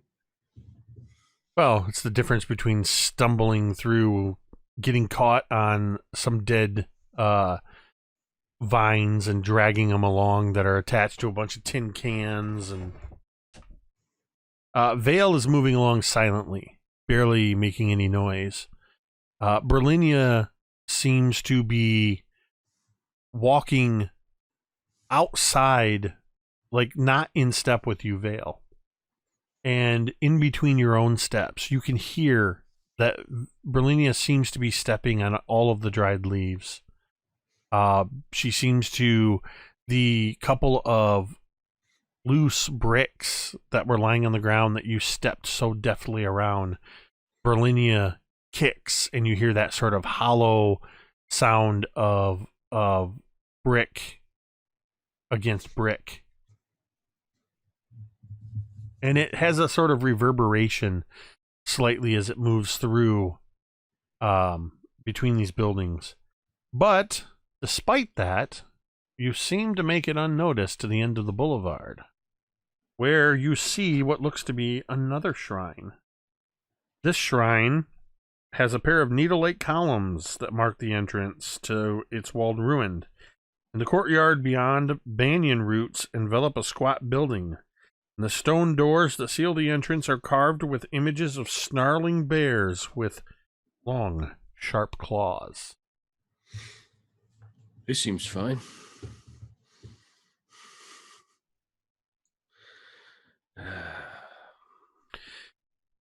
Right, well, shall we go?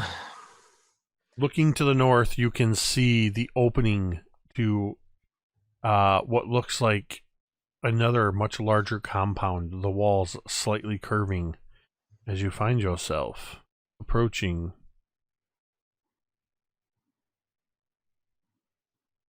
that great circular area up there. So you're kind of at the end of the boulevard now, looking north. I suppose we can't go east anymore. Maybe they're in there. Maybe.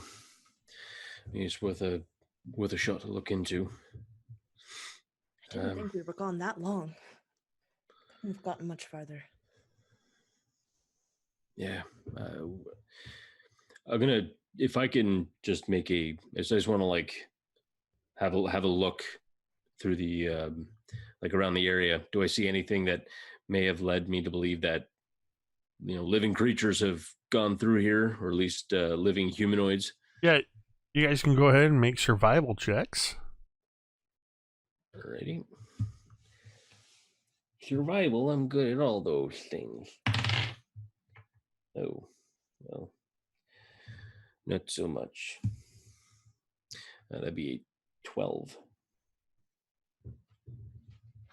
Got a 10.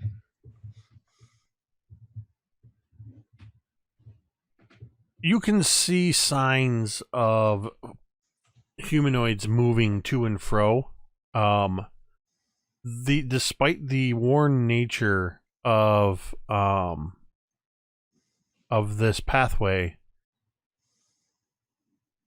or of the city, there seems to be a bit of a footpath worn leading in and around the opening to the city. You don't see any specific patterns with those checks. Metagamey, I know for a fact that the others were moving quite stealthily.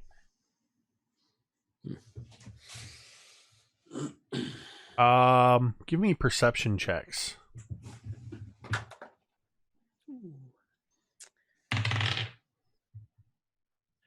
That would be an 8. I got a 17. Ooh. Thank goodness. Brilinya,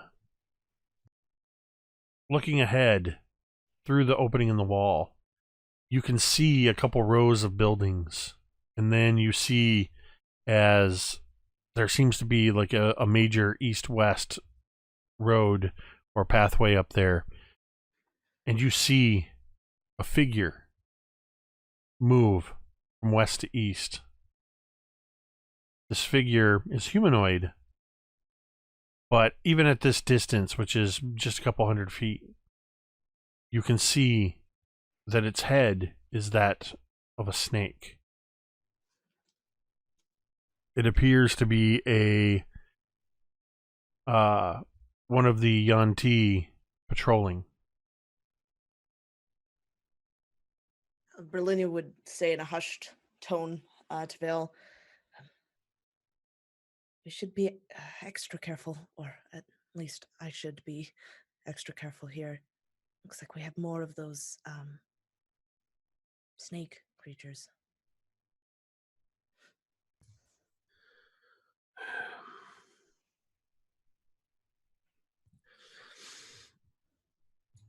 Well, be a bit weird if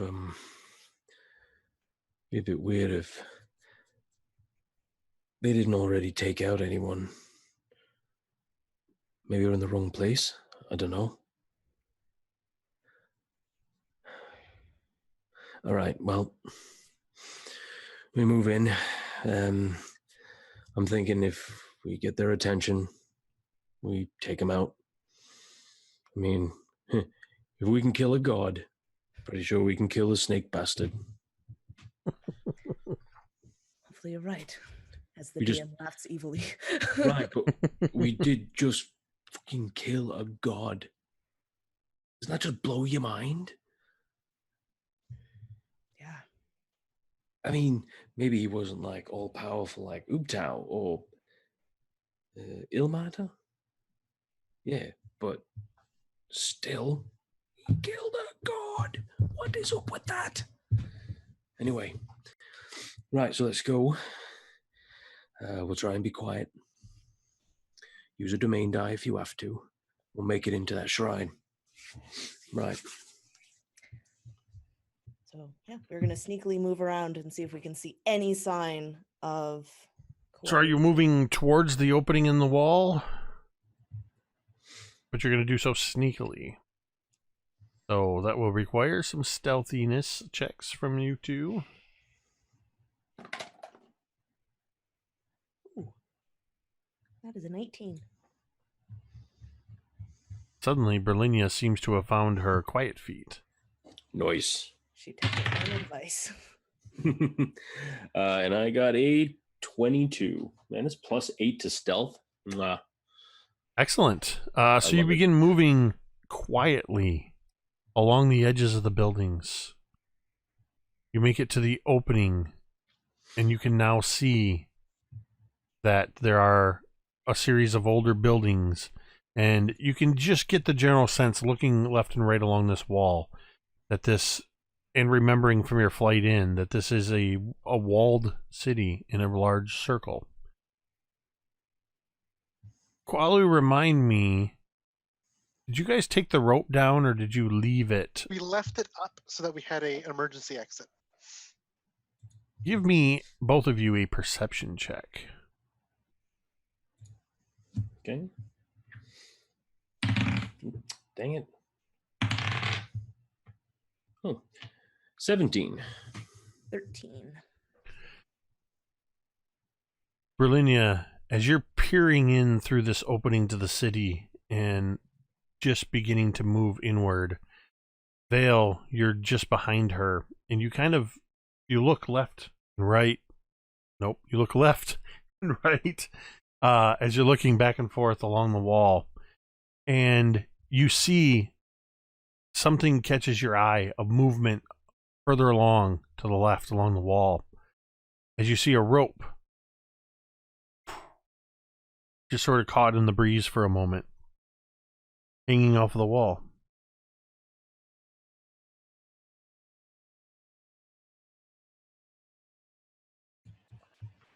I'm going to silently point it out. You think they used it? Do you think that was them? I think so.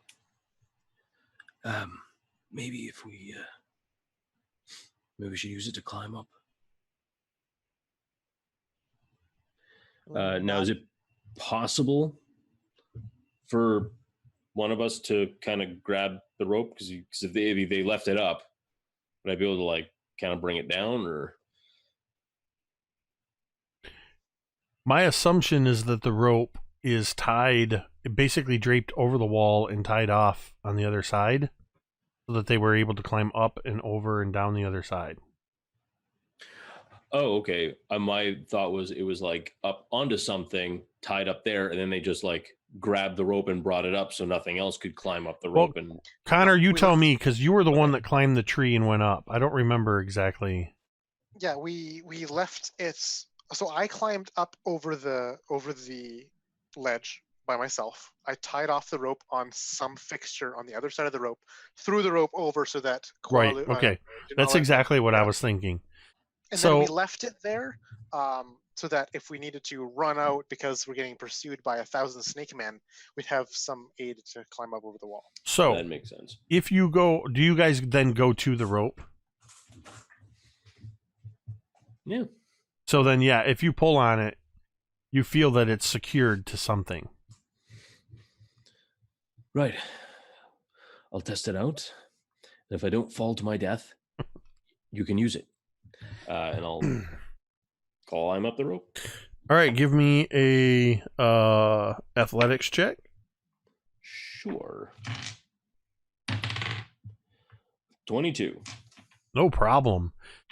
Vale, easily with that new whatever bonus you have to your strength, you scale this I just no felt problem. like it's like god powder. And there's no way to say it that doesn't sound like a metaphor for Vale drugs. Vale does that thing where when I was in the army, guys would do, and I always hated it because it was like they're showing off. He grabs the rope and climbs it completely using arm strength. He doesn't even like push up with his feet. He just goes and he's up. God, Do you stop at the top or do you go over? I'll probably stop at the top and then just kind of peek over, kind of Okay. keeping my profile low so I can just have like a quick scan. Give me a stealth check and a perception check. Oh my. Alrighty. All right, so stealth is a 24 and perception is a 10. You don't see anything other than you can see a little bit more of the tops of some of these buildings. You can see there's a larger structure in the middle of this big circular area, but you don't see any other movement. But you're very quiet, so nobody probably sees you either. There you go. Okay, so what I'll do is keeping my body like flat to the top of the wall, so I create as low a profile as possible. I'll look down, nod, and then kind of just dangle, like make a little like dangling motion on the rope.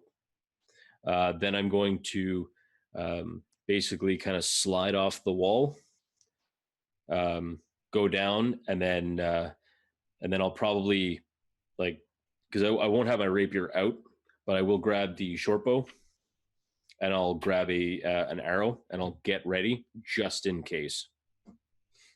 Okay. Brilinya, I just need a athletics check for you to climb the wall. Oh boy. Okay. I'm going to use a domain die. No. Though that might not do anything. That was worse. Okay. That's a 5. So, in a complete antithesis to Vale's heroic rope climbing efforts, Brilinya struggles. You see, it's kind of like those comedy shows where you see she's going feet against the wall, just trying, and then you see that she's just like 3 feet off the ground, and she just doesn't have the arm strength to climb this rope. But Vale, you've already gone over, correct? Yes, I've gone up and over. So Brilinya not being able to climb the rope, and with Vale already gone there, short of using any special abilities, you do think, based on what you saw previously, you could go around back to the opening, skirt around the inside of the wall, and get to where he was. Can you try one more time? Yes. Do a few, calisthenics at the bottom. Hype yourself up. Get hype. A little bit of like a running start. You're like, I can do this. I can do this. Yeah. Okay. So that's an 18 for a total of 16. This time it's less that you have the strength, but you sort of, in your flailing around, you realize that if you sort of drape one edge of the rope over one foot and step on it with your other foot, it stops it's almost like a step. And you can kind of reach up and pull your feet up towards you and step. So you're using more of your lower body than your upper body. After much longer than you would have thought, Vale, you see an arm come up over the top of the wall. And then Brilinya pulls herself up onto the wall, a bit winded. I can almost imagine she like rolls just onto the wall after gets up. It's about wide enough for you to do that. So you can either lower yourself down or kind of lower along the rope after a moment. Give me a stealth check at disadvantage.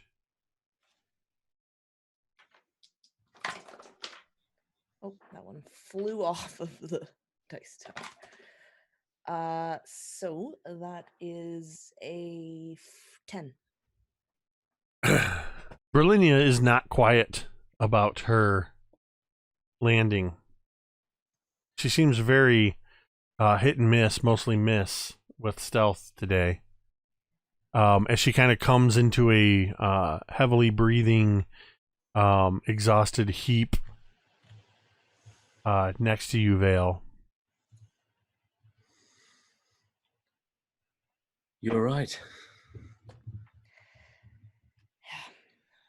That thing you were saying about being able to kill a god, and yet can't even get up a rope. I'm pretty sure all the 9 hells are just made out of one big rope challenge that you just have to constantly climb while people are poking you with things. It's all right. But you're okay. One thing, though, I thought was kind of weird. I mean, I know I did fling the rope down, but, I mean, you have wings, don't you? Could have flown over.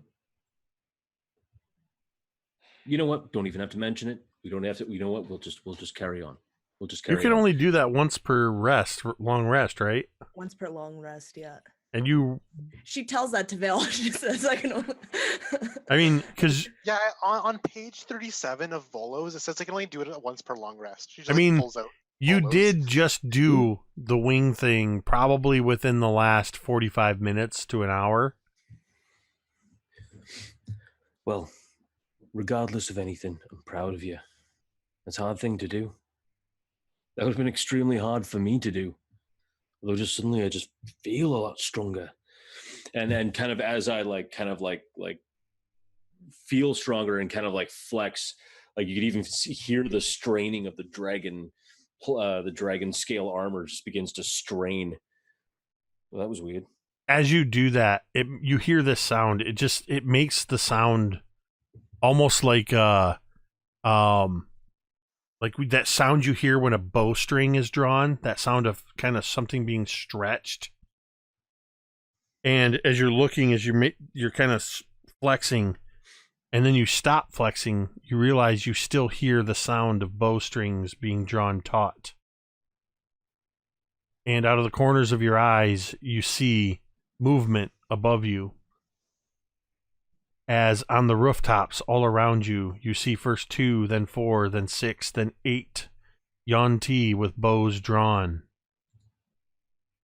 Arrows aimed at the 2 of you. Oh, fuck. Down in the cavern, as the Hydra has raised its 5 heads up out of the water, Dunala, Koala, and Copper Bell need to roll. Koala. I say koala. I wasn't even trying to make the koala joke. Qualu. Dunala and Qualu.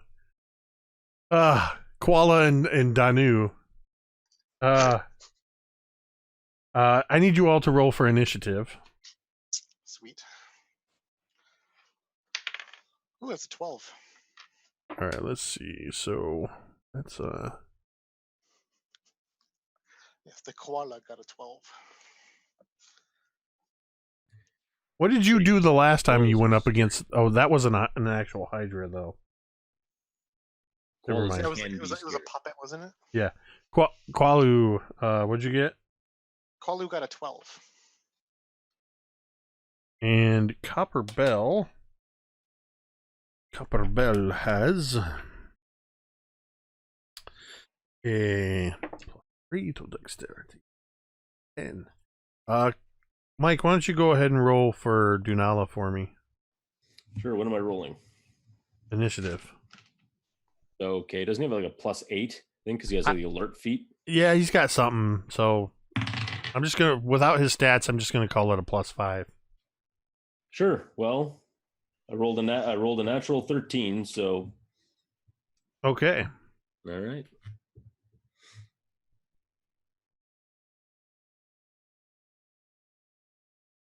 Okay, so Dunala would have first in the order. Second. Kalu, you're gonna go third. Then Copper Bell's going last. Does everybody agree that the first thing Dunala would do is fireball the crap out of this thing? Agree. Yep. I mean, I think without question, he would pump a fireball into it. So that's what's going to happen. My Hydra, it's a dirty 20 on its dexterity saving throw. So, Mike, why don't you go ahead and roll those 8d6 damage for the fireball. As Dunala, standing naked in the water, just suddenly draws, I imagine, I'm trying to capture Marquise's spirit here, as he suddenly moves his hands and draws the dreams out of the fish in the water, pulling them up into the air, and they coalesce around him, and he just hurls it into the midst of this Hydra that he saw rising from the water.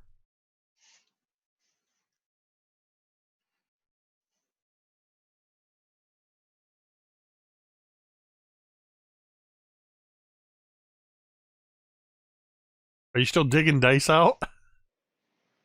I can only vamp for so long.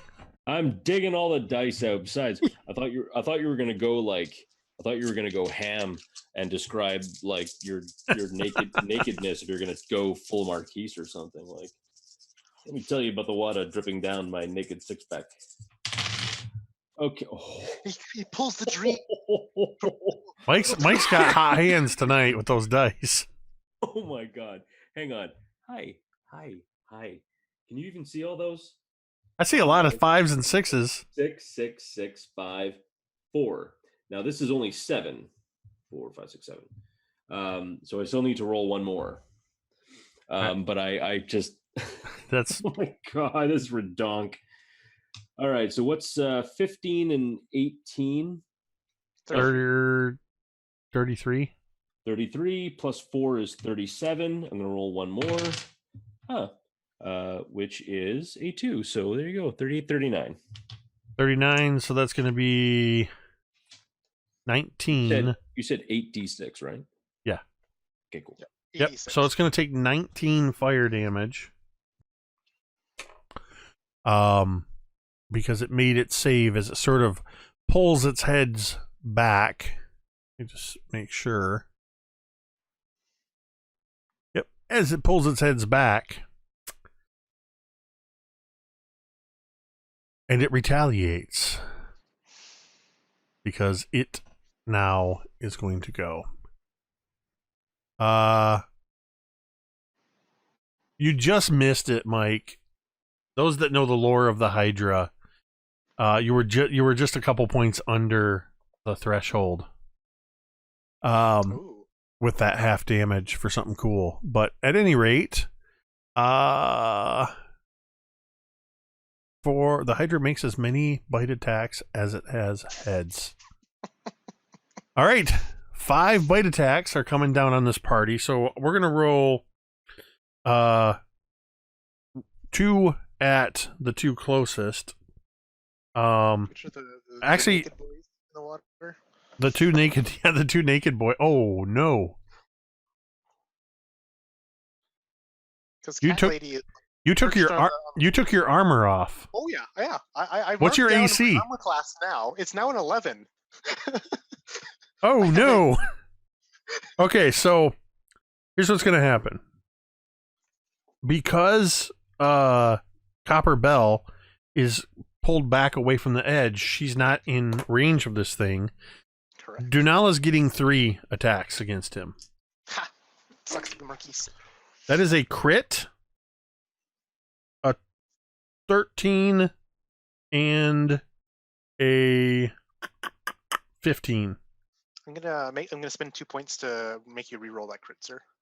All right, spending 2 domain dice. Thank you for that. I would have done that if you hadn't. We'll go ahead and A small part of me was like, you know what? That off. He deserves it. But all right. Quali would spend the points. So I'm re-rolling that same die, and it is a critical failure. I went from Huzzah. a critical hit to a critical failure. Nice. So Ooptal blesses us once again. that one bites into, that head slams into the boat. It doesn't even bite into it. It just slams into the boat, knocking it askew. Crunches it. But I got to imagine that a 13 and a 15 hit a naked Dunala. It'd be the same as a regular Dunala, so. Because I'm pretty sure he doesn't wear any armor. It's all So that is going to be, so that's 2 hits that he takes. So Dunala, somebody, Connor, can you keep track of the damage for on the Dunala. Yep. Dunala's getting? He takes 20 points of piercing damage. You are going to take, or rather get attacked by 2 heads. That is a 25 and an 18 to hit. My armor didn't matter anyways. So you get 2 hits. The first one is a 6 and a 14, so 20 total piercing. Qualu, it is your turn. Qualu will bonus action regain his composure, second winding here, and then he looks back to, I rolled a 10, nice. He looks back onto the shoreline and sees his belongings there, along with his weapon, all of his clothes, everything he stripped out of, and he's going to run back there, and he's going to reach for his mask that he wears and try to don it swiftly. I don't know if I'm leaving this thing's area. Yeah, I was just going to say. But I will accept the attack. Well, and this is where you get to see that both heads will get opportunity attacks. Ooh. Because for each head it has, it gets a reaction. So the 2 that are engaged with you are going to bite you again, or attempt to. That is a crit and a 10. I'll spend 2 points to reroll that crit, please. Same die. Whoops, dropped out of the tray. That is a 16, which becomes a 25. So it's a hit, but not a crit. So you'll only take 7 points of piercing as you run away and go to grasp your mask and put it on.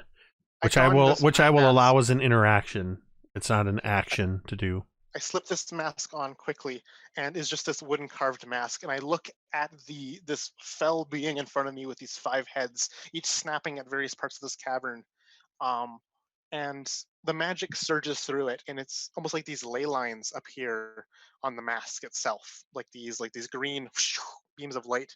And then all of a sudden, chunk, chunk, chunk, the mask that's mostly like a vertical or a plane or whatever, it extends and pops out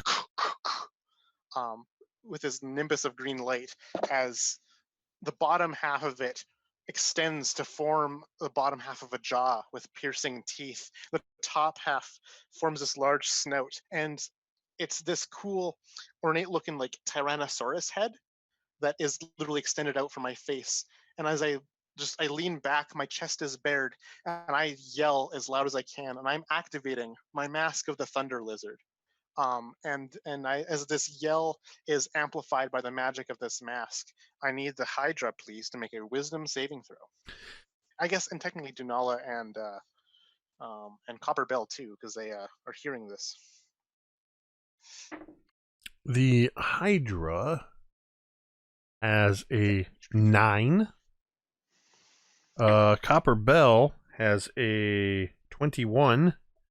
I have no idea what Dunala's wisdom is. Mike, roll a wisdom save. We'll just call it a +5. I know he's got a couple of those stats as a sorcerer that are off the charts. 20 strength, 20 dex, 20 con, 20 intelligence. Well, I'm counting. I don't remember. Actually, no. Let's call that one a +2 because I know he doesn't have proficiency in that one. Well, regardless, whatever you rolled, yeah, or whatever you think it is, I rolled a nat 18, so it's a dirty 20. All right. What So my allies- happens? Good. This thing is now frightened because of my magic mask. It's frightened of me for the next minute. While it's frightened this way, it has to spend its turn trying to move as far away from me as it can, and I can't willingly move within 30 feet of me. It also can't take its reactions. For its action, it can use the dash action or to try and escape an effect that prevents it from moving. If it has nowhere to move, it can then dodge. At the end of each of its turns, it can repeat the saving throw, ending it on a success. As the naked Qualu half-orc runs and grabs this mask, dons it, activates its magic, the mighty roar of a tyrannosaur pierces through the caverns loudly, traveling upwards through the dirt tunnel somewhere to your right, Vale and Brilinya, as you are surrounded by Yuan-Ti. You hear a Tyrannosaurus roar, but it sounds muffled and distant. Further up in the center of the city, we see down once again the form of the Yuan-Ti, Raz Nasi, and the woman Salida, as she turns to him, and we hear the roar. This time it seems to come from below them, inside the structure of this building, as she turns to Raz Nasi and says, "Finally, they are here." And that's where we're going to end tonight. I really didn't want to get too far into the Hydra combat without Marquise to defend Dunala. Well, Wow. It's not like we're going to be doing anything. I mean, You guys killed a god and then struggled with a wall. This was really interesting because I commented to the players beforehand. This is the first time I use simple cards to track initiative and hit points and everything. And this is the first time I've ever had to start a session out with two separate party cards. And yeah, so we this one ran a little bit different with the party split on essentially almost like two separate adventures. Mike, if it was not for Vale having the crits, I really think the crits were the difference between life and death.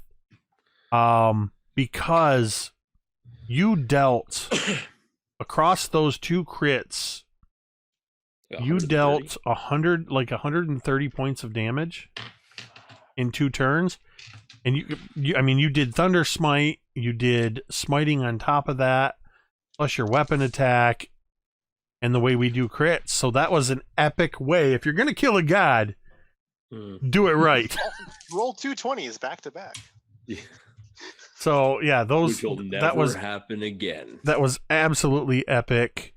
I kind of see. This is kind of why I wish I had a second camera, so people could like see the die roll, because I always feel like an asshole. It's like I can't believe that happened, and it's like, dang. Like when I rolled in that Iskloft campaign with you and me and a couple others, and I rolled, roll on a disadvantage, and there 2 nat 20s pop up, and it's like the Bentley of rolls, the Rolls Royce of rolls. And it just like it's like, oh my god, you'll never guess. Nope. Those are, as Chesic Student says in the chat, those crits were sick. That's the time to do it, man. When you're literally in the belly of a creature that you could easily. Let me put it this way: if it wasn't for the crits, even that first one, you most likely would have gotten knocked unconscious very soon, I feel. I would have gotten killed by a god, but But I mean, it's really hard to say though, because there were other factors. Because you did so much damage to it, you were regurgitated, and so there wasn't a chance for the hallucinatory plants to take effect. I actually had an immediate plan I was going to do with that, so I didn't get to enact that, but that's okay. Anyway, yeah, that was awesome. I hope you guys had fun. Things are getting the spiral of the Tomb of Annihilation is just getting tighter and tighter.